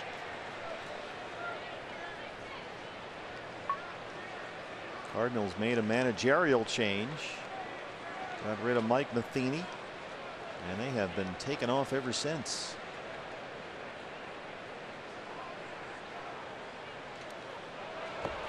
Patrick bounced a slider up there. Now with 95 pitches, 3-1 on Contreras, with Bodie on deck.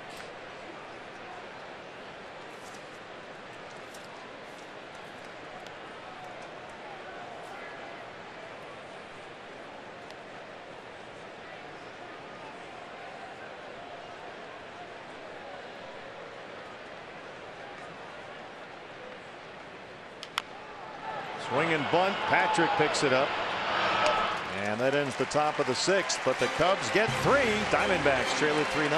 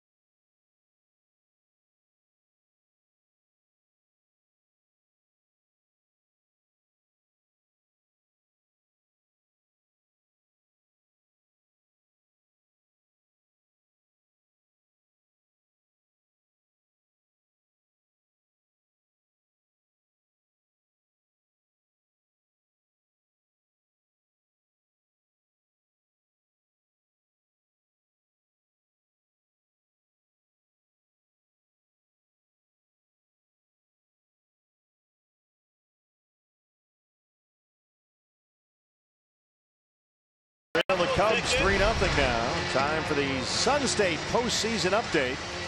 D-backs 4.5 back in the division. Now 4.5 back in the wild card. The Cardinals won at Atlanta. And right now the Dodgers lead over Colorado at Dodger Stadium 6-0. They're in the fourth. Diamondbacks have done almost nothing with Kyle Hendricks, who's given up only one base hit, and Eduardo Escobar blew double in the fourth. A.J. Pollock, the leadoff man, leads off the sixth. A.J. has struck out and lined out to center. Hendricks has walked one. He struck out 6.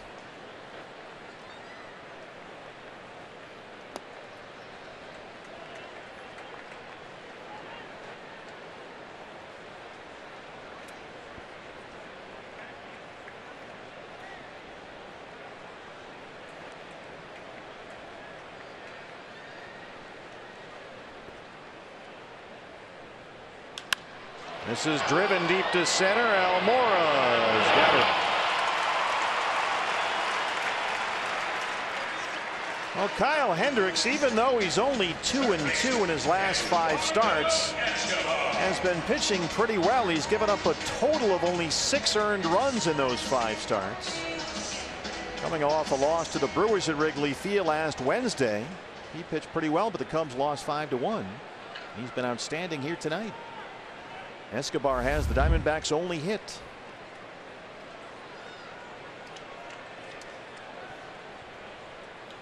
Kind of squirted one the other way down the left field line that dropped in for a double. There's the curveball for ball 1. Didn't get the call from Ted Barrett that time.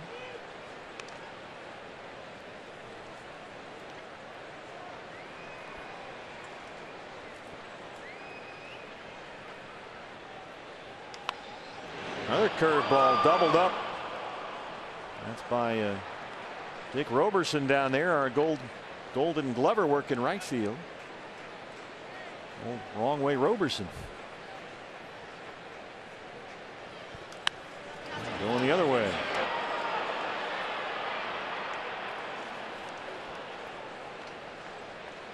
Got Christopher Marino working left field for us tonight. Bullpen stays busy for the Diamondbacks. Corbin at 96 pitches through 6. Sinker misses up. Randall Delgado has rejoined the Diamondbacks, loosening up along with Silvino Bracha.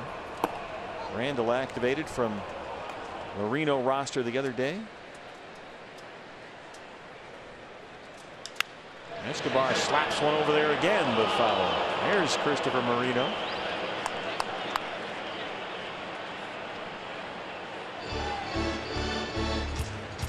Talk about Hendricks being on top of his game. 11 of the 20 batters that the Diamondbacks have sent to the plate have either had a 0-2 or a 1-2 count.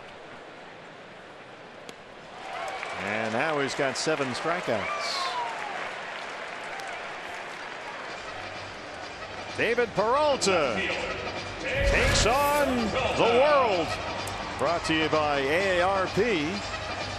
Highest batting average in the National League at home this year. Peralta is batting .349 here at Chase Field. Notice the next 3 names on the list and where they play their home games. Coincidence? I think not. And David is slugging .600 at Chase Field. And his OPS in this ballpark is nearly 1,000.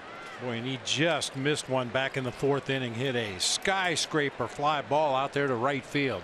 Barreled it up, but unfortunately hit it straight up in the air. Fastball's up, and it's 1-1.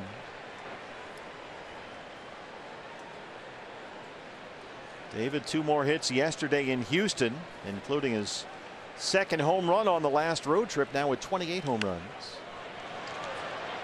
His previous career high had been 17 homers in 2015, so he's had a tremendous offensive season.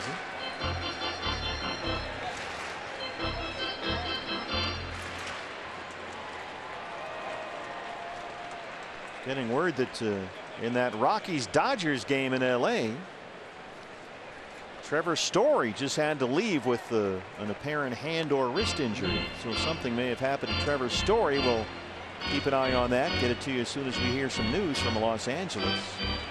But stories had to come out of the game for Colorado. Goldie, that's where the statue's going to go. One day, right there, in play. Hendricks goes to that changeup.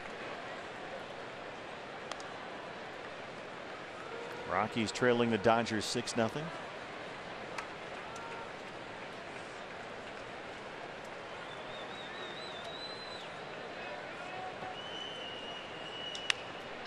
This is sliced out to left field for Chris Bryant. 6 scoreless for Kyle Hendricks. D-backs trail it 3-0.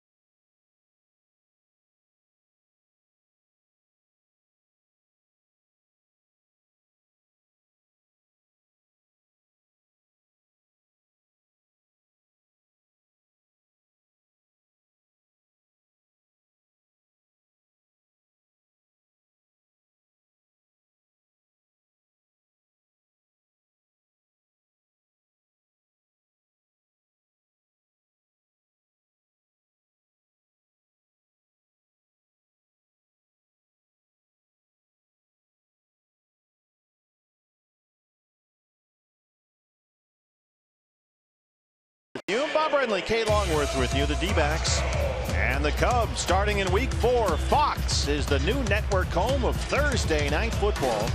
And the schedule on Fox this year is loaded with one can't miss matchup after another. Thursday night football arrives at Fox starting in week 4. Now it's a game. And a lot of good games. Silvino Bracho on to start the 7th inning in relief of Patrick Corbin. We saw Bracho pitch Saturday in Houston. Worked 1 2/3 innings. Got knocked around a bit through 37 pitches.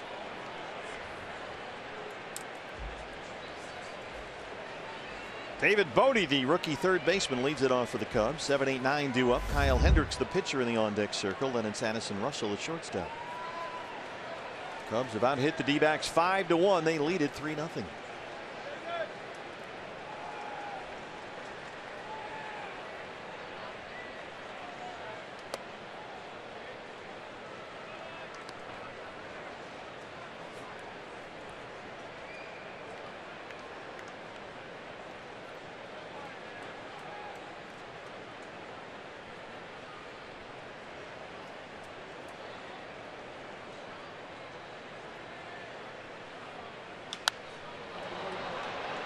Fastball away, fouled up into the top deck out there. 1-1.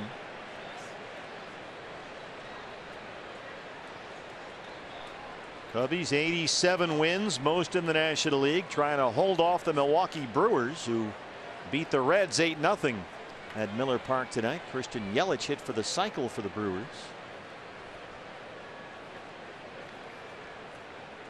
So Chicago needs to hang on and win this one to stay 2.5 ahead of Milwaukee atop the NL Central. A tired Cub bunch. Their first off day in 30 days is coming up Thursday.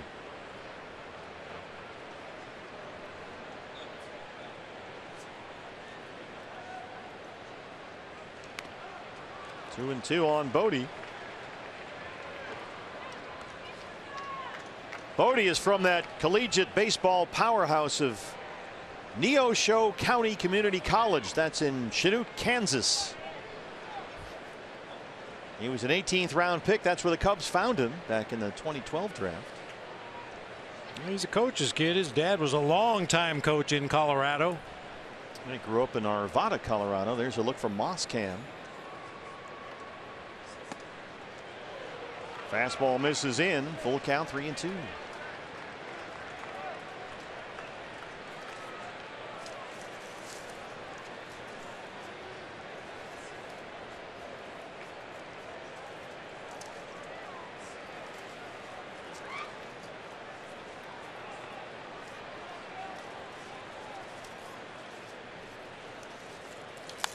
Got a letter from Tim Sweeney in Scottsdale, who does not like the Moscam shot. Really? Yeah, he says he can't see the pitch. I think it gives you a different perspective. I mean, it's a visual medium after all. We're in television here, so trying to give you an idea of what it looks like to right there. That's our Moscam shot, named after our director Brian Moss. And it gives you an idea of what it's like to stand in the box and get a look at the pitcher on the mound here in the ballpark. But Tim says no, he didn't like it. Called strike 3. Bracho rings up Bodie.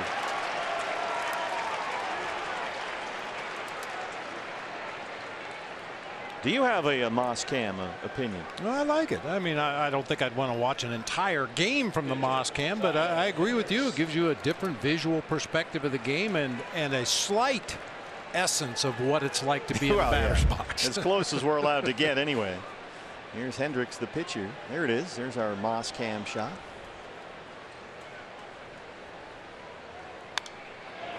I think it's kind of a cool look. I mean, like you said, you don't want to see every pitch, but every once in a while just to break things up. Now you see right over Bracho's head there. That's our center field camera. That's the camera that you usually see, which is the normal view. But every once in a while, we like to give you a look from back here just to break things up a bit.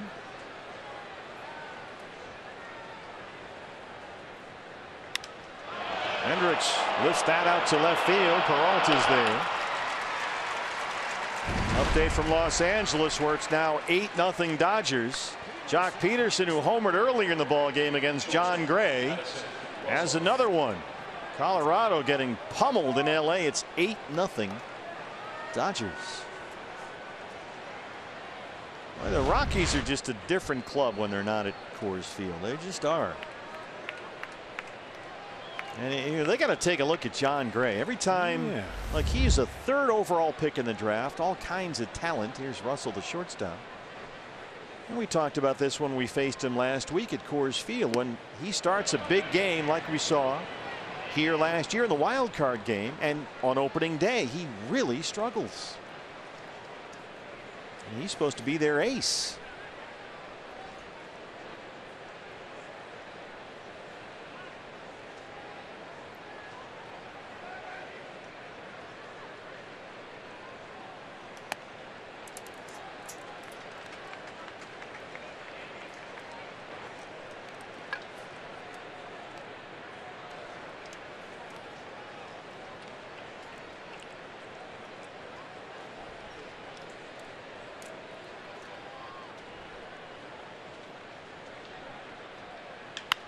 Hard to third. Escobar's there. Russell really not moving all that well. Bracho works a 1-2-3-7. D-backs down 3-0.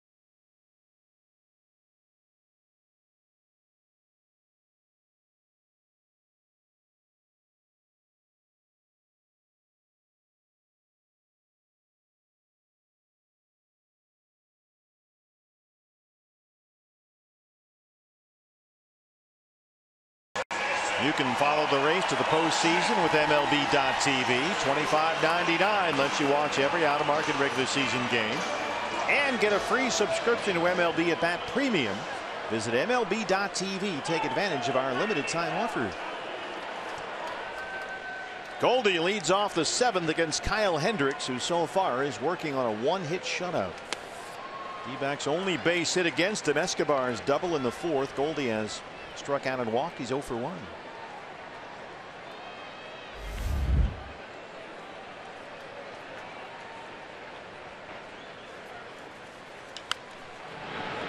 That's foul in front of Tony Parashiki. You know, speaking of MLB.TV, we got a lot of letters from people all over the country that watch Diamondback games on MLB.TV. They use the app. They watch on their computers.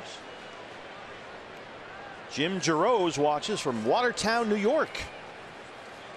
Watches all the He somehow became a Diamondback fan. And he says why he was a Yankee guy, obviously, in New York. He says watching the D-backs this year has turned him into a big fan of the National League style of play. So he watches all the Diamondback games on MLB.TV. Russell has it at shortstop on the backhand. They retire Goldie to start the 7th. Hey, fans, receive 15% off at the Chase Field Team Shop when you use the card by Gila River Casinos. Yeah, my sister Doris Brenly is taking her annual trip back to Maine to watch the leaves turn color this time of year, and she's got it dialed up tonight watching the D-backs. There's a lot of ways to watch the Diamondbacks. We got a letter from Manhattan, Montana. Craig and Taryn DeBoer in Manhattan, Montana. That's the Little Apple. They watch every D-backs game on MLB.TV. So they say hi from Manhattan, Montana. Beautiful country out there. So thanks, Craig and Taryn. Yeah. Folks have the extra innings package on their cable and satellite systems. A lot of people watch that way from out of state.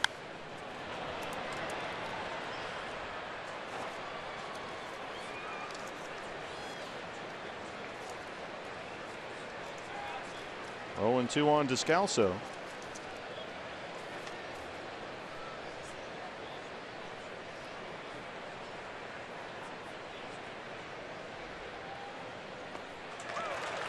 Change up, swing and a miss, and Hendricks has his 8th strikeout. Boy, Kyle Hendricks tonight, 18 out of 23 first pitch strikes, a 1-2 or an 0-2 count on 13 Diamondbacks. That now 14 hitters with Daniel Descalso going down, and has only reached a 2 or more ball count 5 times in the game. He has been ahead all night long. He's walked only 1. He's got 8 strikeouts. He's given up only 1 hit. Has had 1 defensive error behind him. Russell makes a nice play, and they get Souza. Hendricks 7 scoreless. Diamondbacks down 3-0.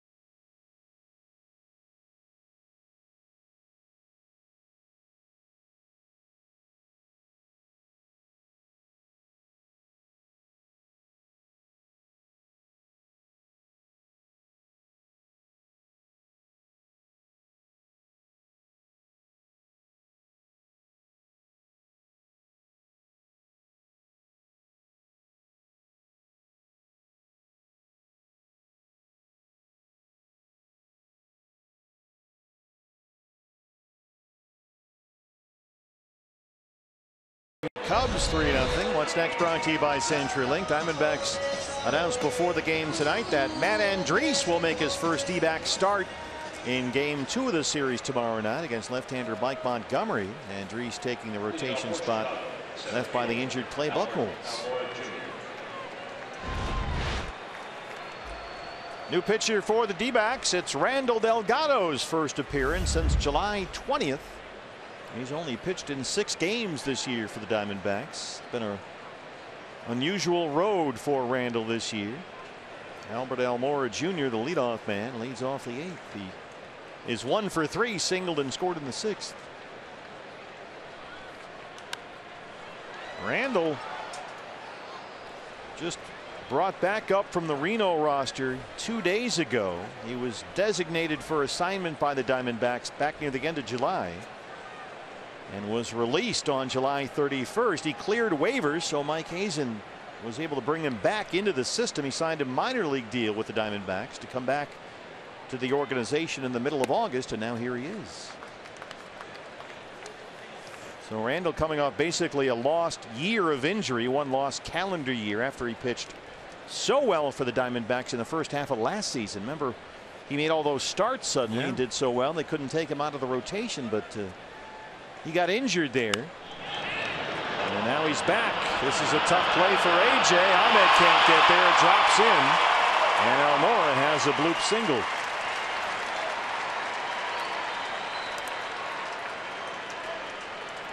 Well, they had an open rotation spot. They had to maneuver some things around, and Randall, who at that point was the long man in the bullpen, stepped up into the rotation and really did a very good job, and then wound up getting injured. Chris Bryant has walked and singled tonight.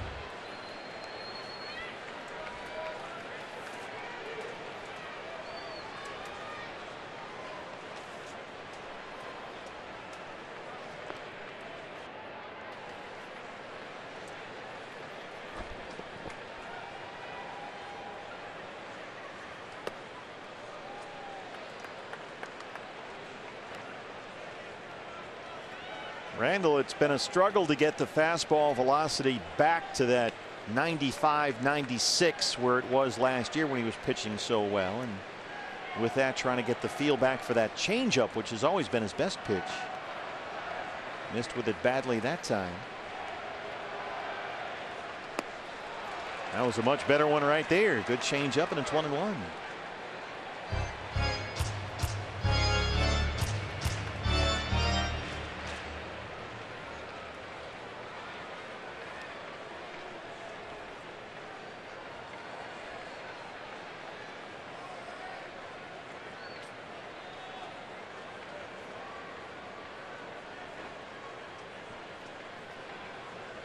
Coming in here with a fastball.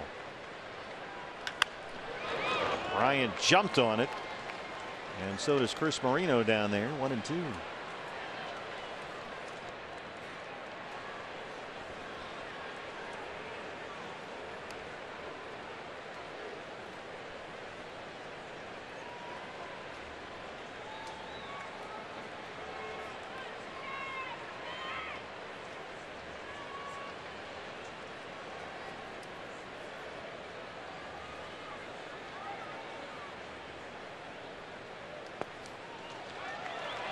In the dirt, Almora breaks for second, and he's in there easily. Good read by Albert Almora, sliding head first. Banged up his left hand a little bit there. Ball did not get that far behind Alex Avila. Looked like it was just behind his right foot there as he tried to block that ball. It sneaks back underneath Ted Barrett. He recovered in pretty good shape, but his throw is well wide down there at second. And here's Almora in that head first slide. Watch the left hand right there. Ouch. He's still bothered by it, it looks like. 2-2 on Bryant.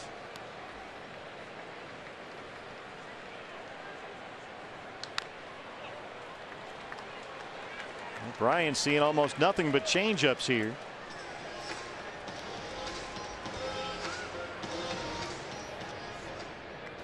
Rizzo on deck.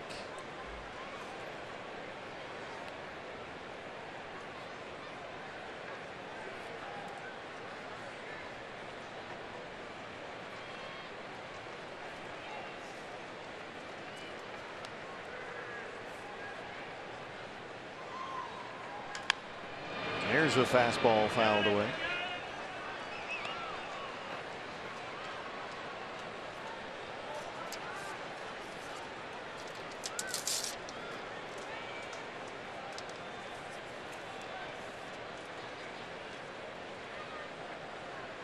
Big crowd here tonight. D-backs set to pass the 2 million mark in attendance. 2 million fans through the gates of Chase Field here with one more long homestand to go. This is driven toward the pool. And gone. Chris Bryant, a 2-run home run. That's his 12th of the year, and it's 5-0 Chicago.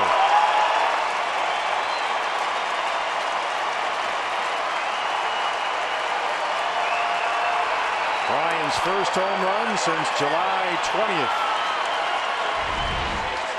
Well, he had to work for that one. Fouled off a lot of pitches early in that at bat. As you said, a lot of change-ups in a row from Randall Delgado. Finally gets a fastball out over the plate and dunks it out there in the Ram Trucks pool. Second home run for the Cubs tonight. Baez had a 2-run shot off Corbett in the 6th. There's Rizzo. 1 for 3, a single in the first. D-backs put the shift on. Fastball's a strike, 0-1.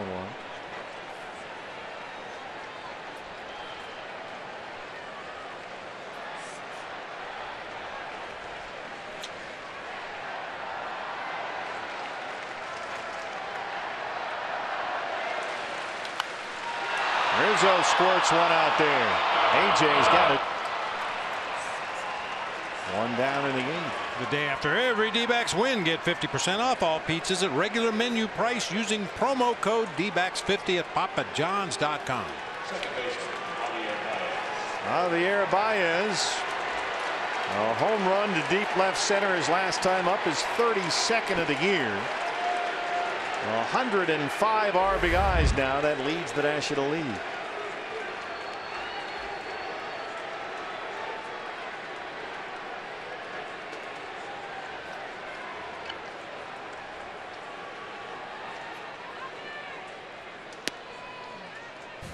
Curveball's a strike. This was Baez in the 6th off Corbin.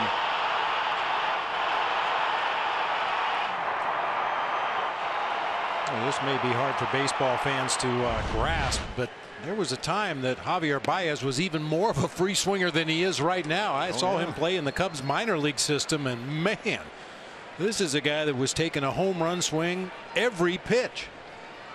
He still pretty much does, but it's a little bit more under control. He sees pitches a little bit better than he did in the minor leagues.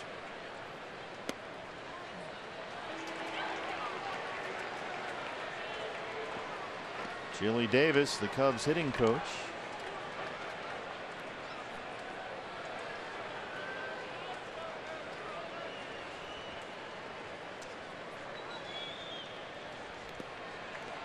Bounced the changeup in the dirt. Randall still trying to get a feel for what he's doing out there. He hasn't pitched very much in the last calendar year.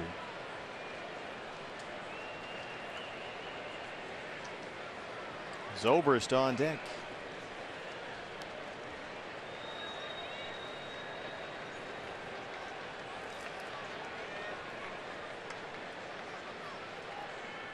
Bullpen starts to get busy for the Diamondbacks. With that changeup in a bad spot, Baez almost swung out of his shoes. Yohan Lopez, who's looked better and better since his very rocky major league debut here on the last homestand, starts to get loose and quickly.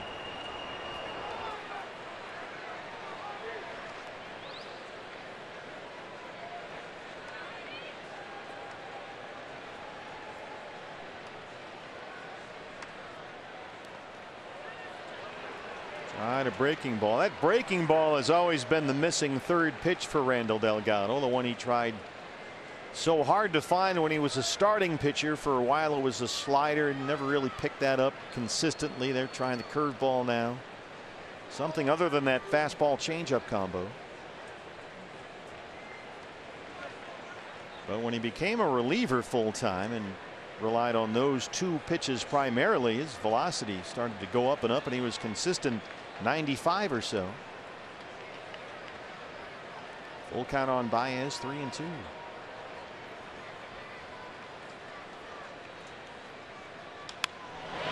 Lifts that curveball deep to left. Peralta at the wall. He's got it. It's allowed out number 2.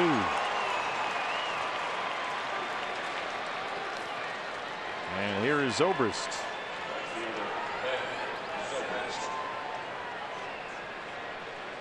Zobrist doubled in the 4th. He's 1 for 3 tonight.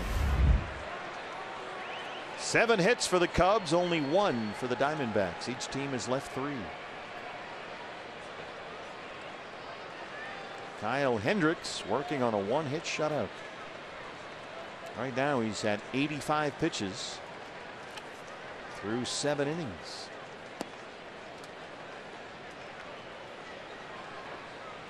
We've kind of followed the changes in Ben Zobrist's swing from the right and left side over the last couple of years. Well, that's how he tucks his chin underneath that front shoulder right there. Just to really make sure he keeps that shoulder in, keeps that head down into the strike zone, watches that pitch all the way in. He used to roll those hands around like a cement mixer, but he's sort of quieted down now.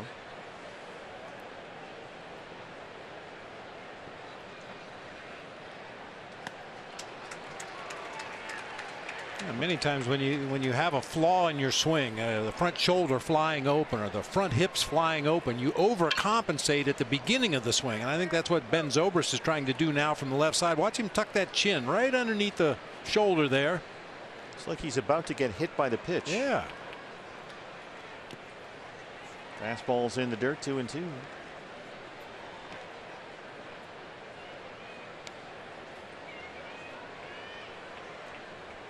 Wilson Contreras, the catcher, would be next.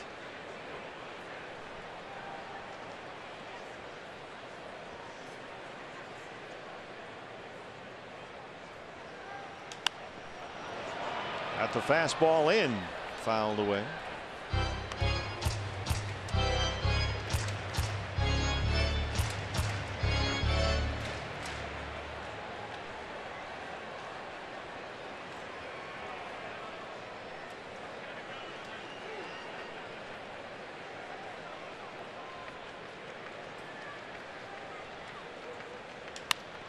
Just punches it out to left center. 2-out single for Zobrist, who's 2 for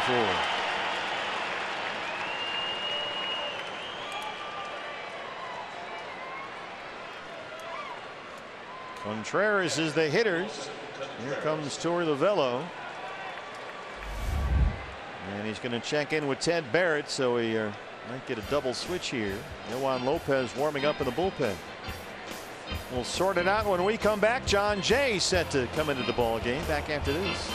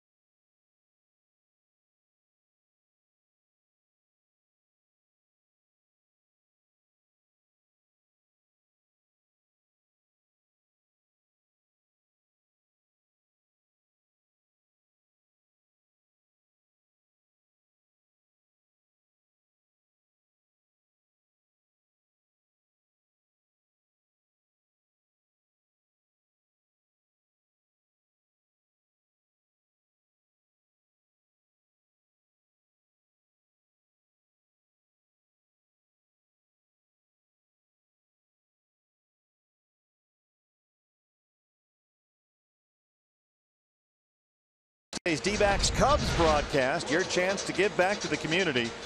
With the D-backs in Fox Sports Arizona, a very limited number of these one-of-a-kind prints autographed by every single member of our 20th anniversary all-time team will be available for purchase. Now tune in at 6 o'clock Wednesday and you can get this one-of-a-kind item and help support the Arizona Diamondbacks Foundations. Think about some of the signatures right there. Yeah, and I saw one of those today, framed and matted. Oh man, it was beautiful. That is truly a one-of-a-kind item. Yohan Lopez on to try and get the final out here of the 8th inning. John Jay replaces Steven Souza Jr. in right field. Jay will bat 9th. Pitcher spot now 6th in the Diamondback order. Here's Wilson Contreras. Lopez starting to get his feet under him just a bit here after he got bombed in his major league debut. Faced 3 batters. Gave up a triple and 2 home runs. It got ugly quickly, but ever since then he's looked good. Got a big time fastball. Had a terrific year at AA Jackson, which won the Southern League this year. Diamondbacks AA affiliate in Tennessee, the Jackson Generals.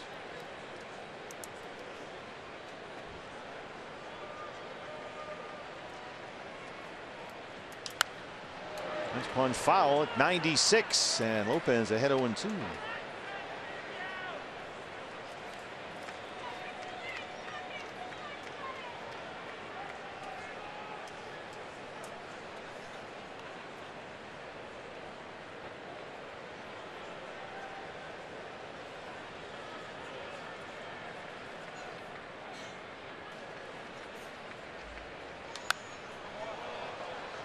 Straight heat, 98.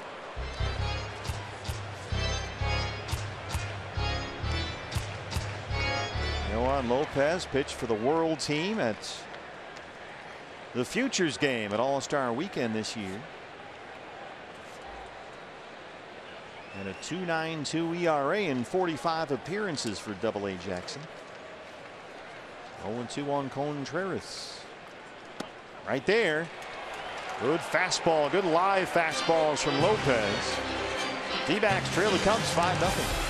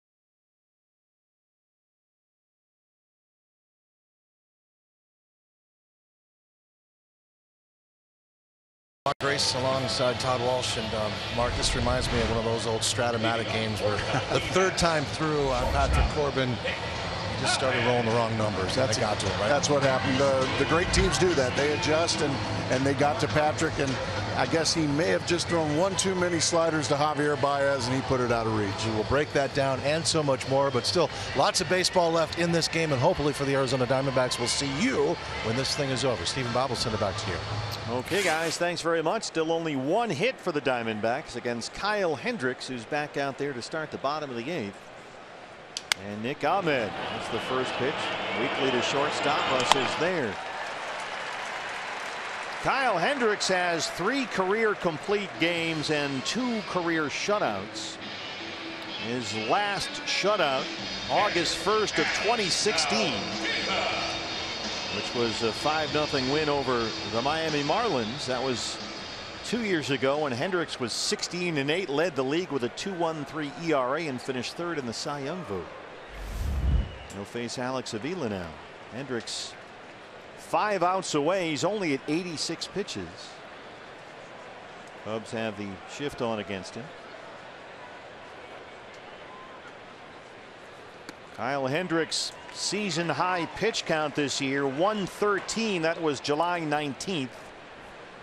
The last time he was over 100 pitches in a start was July 29th, so it's been a while. He's retired now 8 straight. His last couple starts, he hasn't been extended at all. Threw 74 pitches in 5 innings against the Nationals in a no decision in that ball game. 77 pitches last time out against the Brewers in a 5-1 loss. Well, working on what would be his first complete game and first shutout in more than 2 years.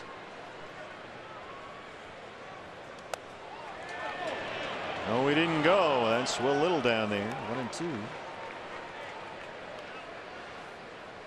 D-backs fewest hits in a ball game this year, 1, which is how many they've got right now. They've done that twice before. April 20th against the Padres and May 4th against the Astros.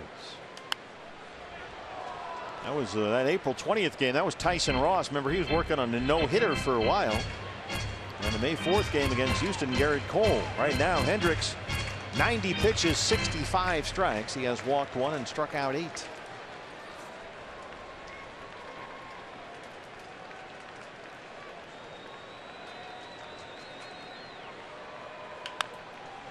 That's a bouncer that stays fair. Tough play. Rizzo shovel pass to Hendricks, who gets over there.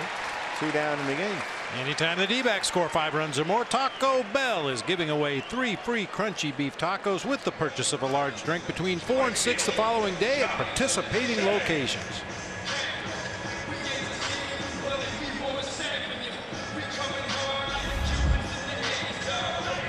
John Jay's first at bat tonight. Checked into the game a half inning ago in right field. 240 or a 271 and 3 homers for Jay. D-backs in the Cubs in the top of the 9th inning have Bodie, Hendricks, and Russell. So Hendricks' spot is due up 2nd in the top of the 9th. And there is some action in the Chicago bullpen. As some guys start to get loose down there. Justin Wilson, the left-hander.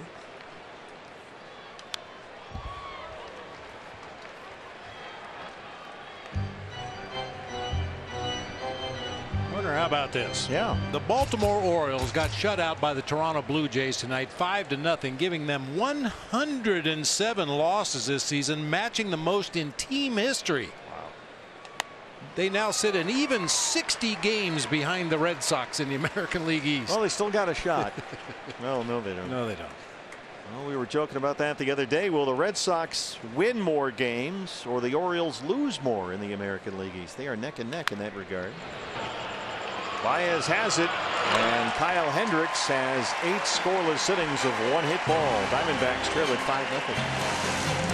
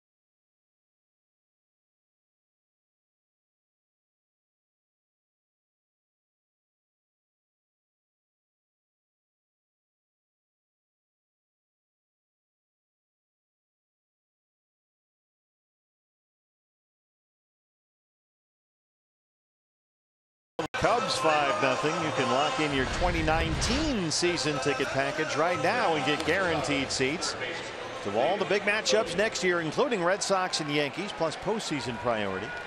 Give us a call, 602-462-4600, or log on to dbacks.com. Home opener next year against Michael Brenly's Boston Red Sox. Make sure you get your tickets. David Bodie, the third baseman, leads off the ninth. Kyle Hendricks, the pitcher, working on a one-hit shutout, is in the on-deck circle. He's due up next. Hendricks right now at 95 pitches in the ball game. Bodie 0 for 3, struck out all 3 times he's been up. Yohan Lopez back out there for the D-backs.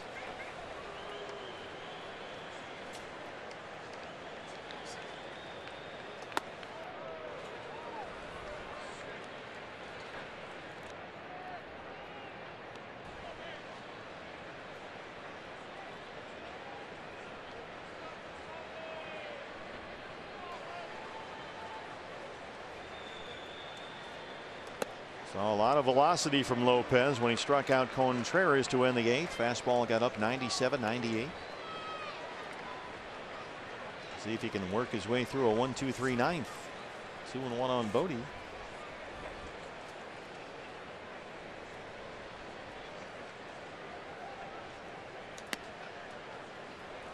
Changeup missed away.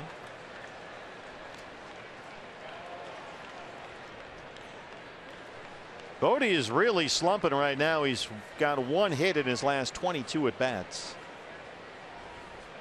The 3-1 from Lopez. Fights off a fastball at 96.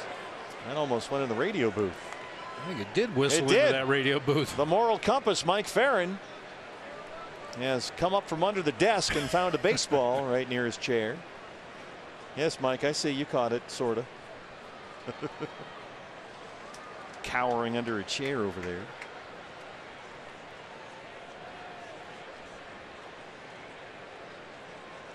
I don't think we've had one come up here this year, have we? Usually we get 2 or maybe 2 a year. That's hit hard and by Descalso into right center.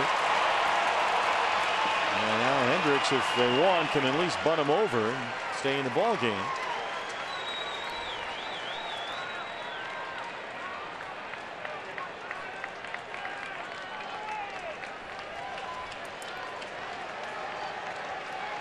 So we'll see what they want to do with the pitcher, Hendricks. Remember, he's at 95 pitches, working on a one-hit shutout.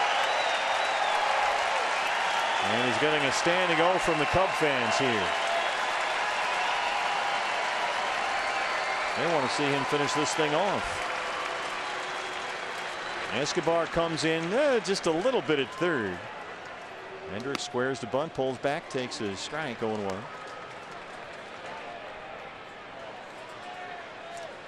I don't know about you, partner, but I'm getting real tired of tipping my cap to opposing pitchers. Now, Kyle Hendricks has been outstanding tonight. His command has been good. That 2-pitch combo with the sinker and the changeup has been devastating, but 1 hit. He's had a lot of games lately over the last month where he 3 hits, 4 hits, gets the bunt down. Lopez has 1 play. Descalso's there. They move Bodie along. 1-4 on the sacrifice.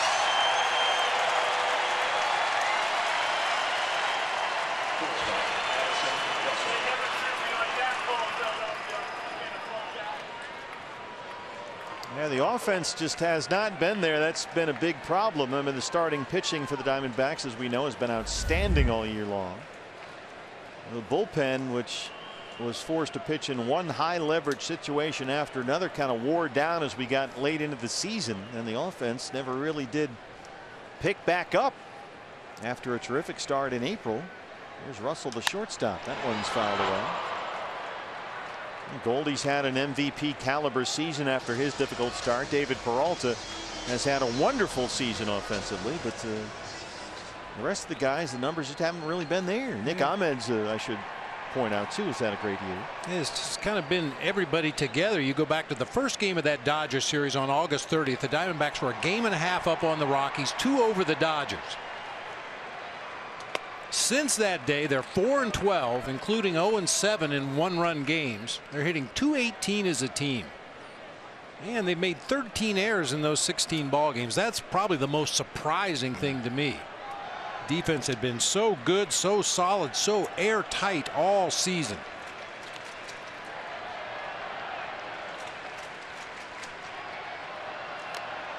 Well, the blueprint for Mike Hazen's front office has been to build the team around pitching and defense. That's where they wanted to start, and that theme will continue.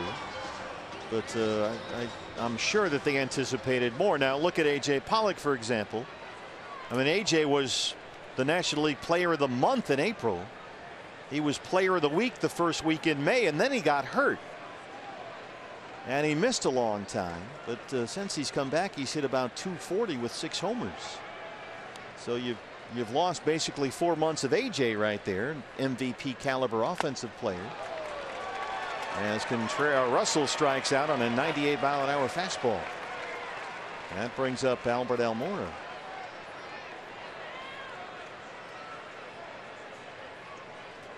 Center fielder, Albert Almora Jr.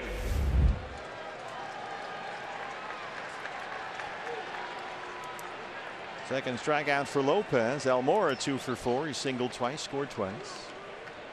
Bodie down there is second, 2 outs. Dodgers still lead the Rockies 8-0. They're in the 7th in LA. Cardinals beat the Braves 11-6. Dodgers and Cardinals currently tied for that second National League wild card spot behind Milwaukee, which beat the Reds tonight 8-0 at Miller Park.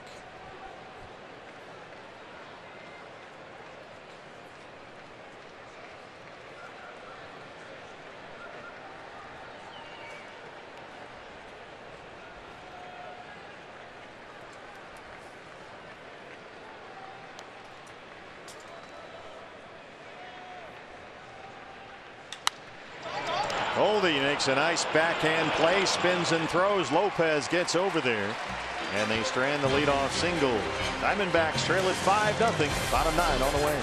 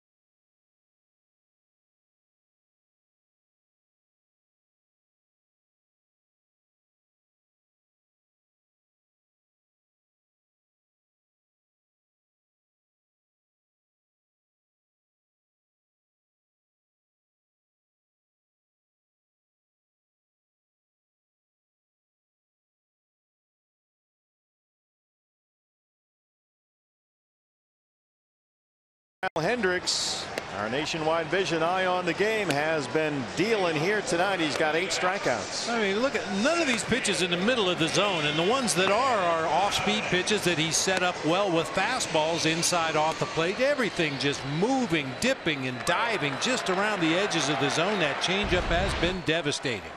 He's working on a 1-hit shutout at 95 pitches as A.J. Pollock leads off the bottom of the 9th. Jason Hayward replaces Ben Zobrist in right field. Diamondbacks' only base hit tonight was an Eduardo Escobar bloop double in the 4th. Hendricks looking for his first complete game and first shutout since August 1st of 2016. He has walked 1. He struck out 8. He's retired the last 10 batters he's faced.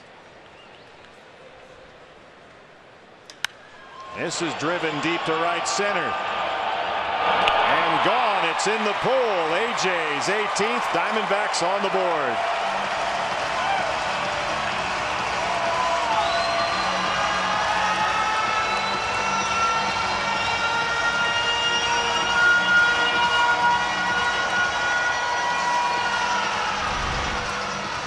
Gotten a lot of results lately, but AJ has hit some balls hard. Drives this one out to right center toward that Ram Trucks pool area.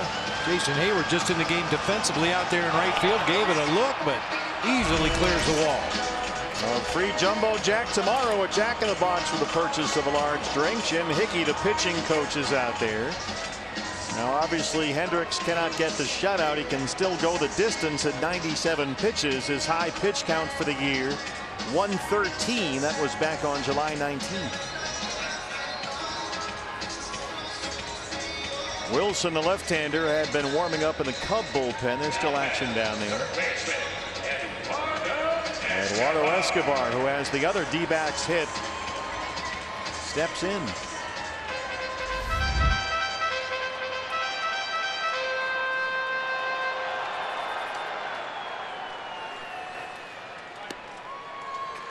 Change-up's a strike, 0-1.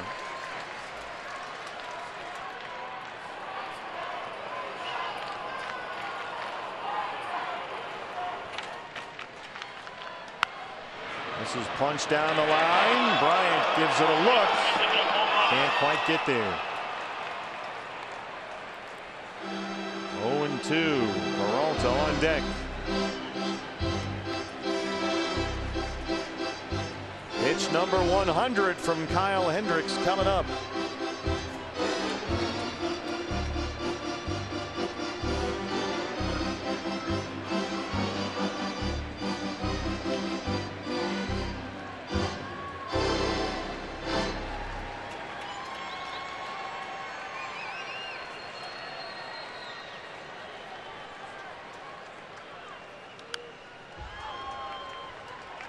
Well, he just threw that sinker right down the middle of the plate. He did some of that early in the ball game. We saw D-backs hitter swinging right through 86, 87, 88, right down the middle. But once he settled in, very few pitches in the middle of the zone. That is a foul ball. He did that a lot the first time through the order. Got a whole bunch of swings and misses.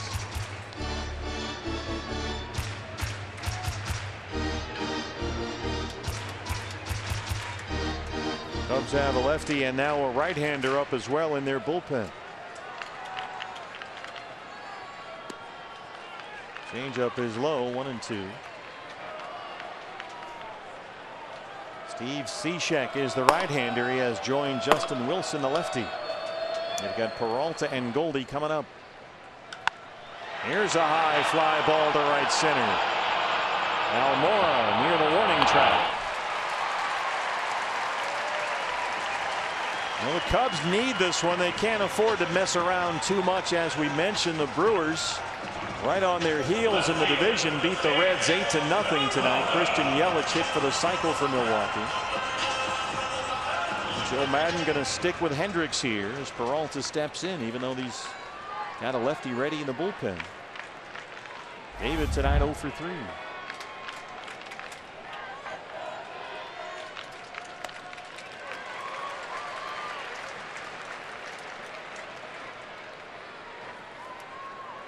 It might be the best fastball we've seen from Hendricks all night. 89. Occasionally throws that four-seamer in with the sinkers. Oh, yeah, there's another one right there, and he's ahead 0-2. And Andres gets a start, his first start as a Diamondback here tomorrow night. Filling in for the injured Clay Buchholz. Lefty Mike Montgomery will go for the Cubs. D-backs Live pregame show straight up at 6 on Fox Sports Arizona. Then two lefties here Wednesday night. Robbie Ray and Cole Hamels. Back to the changeup. It stays 0-2. And Kyle Hendricks with 8 strikeouts of Diamondbacks hitters in the game tonight. 7 of those on the changeup.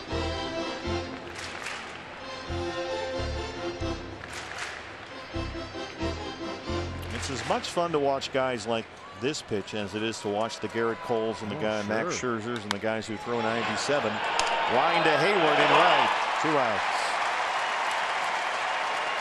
Gracie and Todd standing by. Diamondback Live post-game show. Cub fans here want to see Hendricks finish this one off as Goldie steps in.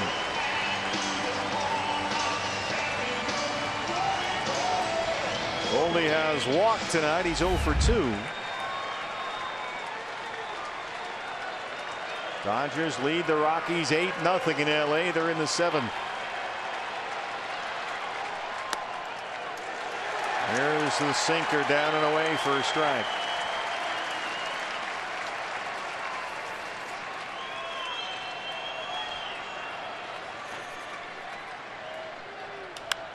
And that one is dunked into center. 2-out single for Goldie keeps it alive. Descalso is the hitter. And that is it for Kyle Hendricks. And we'll get a big ovation from these Cub fans. But Joe Madden can't afford to mess around. They need this one. The Brewers are breathing down their necks. Wilson will be the new pitcher. Back after this.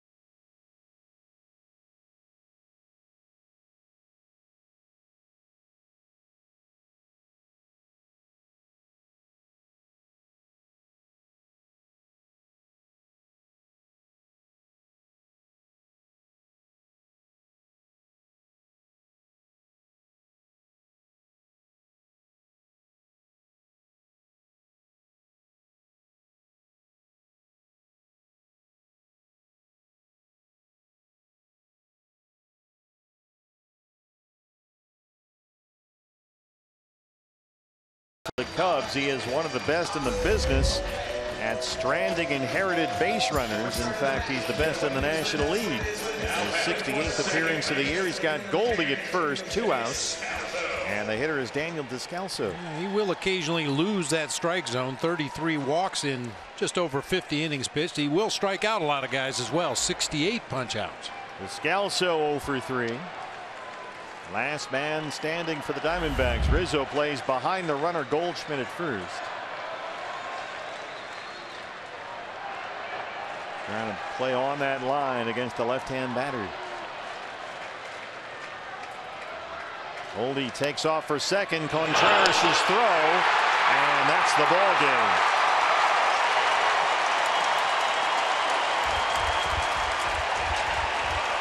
Diamondbacks drop it 5-1. Cubs win the opener. And the D-backs struggles continue. They've lost 9 of their last 12. And they are 7-17 in their last 24 games. Well, obviously a lack of offense here tonight, a lack of focus at times, and just another hugely disappointing loss when the D-backs needed it the most. We, as always, look to Gracie for wisdom, advice, counsel, consolation, you name it. Todd, you got it. Oh, great. Thanks. Calling Dr. Bombay. Sometimes you speak more without saying anything, and I think that look, what just happened? What did we just see? I just saw one of the smartest players I've been around a long time, and Paul Goldschmidt make one of the unsmartest base running moves I've seen in a long time. It's kind of the way it's been going. Feels like icing on the cake, though, the way things have been going. Yeah, and true. And now unsmartest is actually a word now. I will alert the folks at Wikipedia and Webster's. Listen, we have to gather ourselves. When we come back, we'll discuss what just happened here tonight on the postgame show. We'll get inside the Diamondbacks room, hear from manager Torey Lovello, and Bob Brenly awaits as we break down, I think, 2 outstanding pitching performances. The key, though, the Cubs found a way to get to Patrick Corbin, and that's what first-place teams do this time of year. So we'll do all that after these messages from Chase Field. Diamondbacks Live awaits.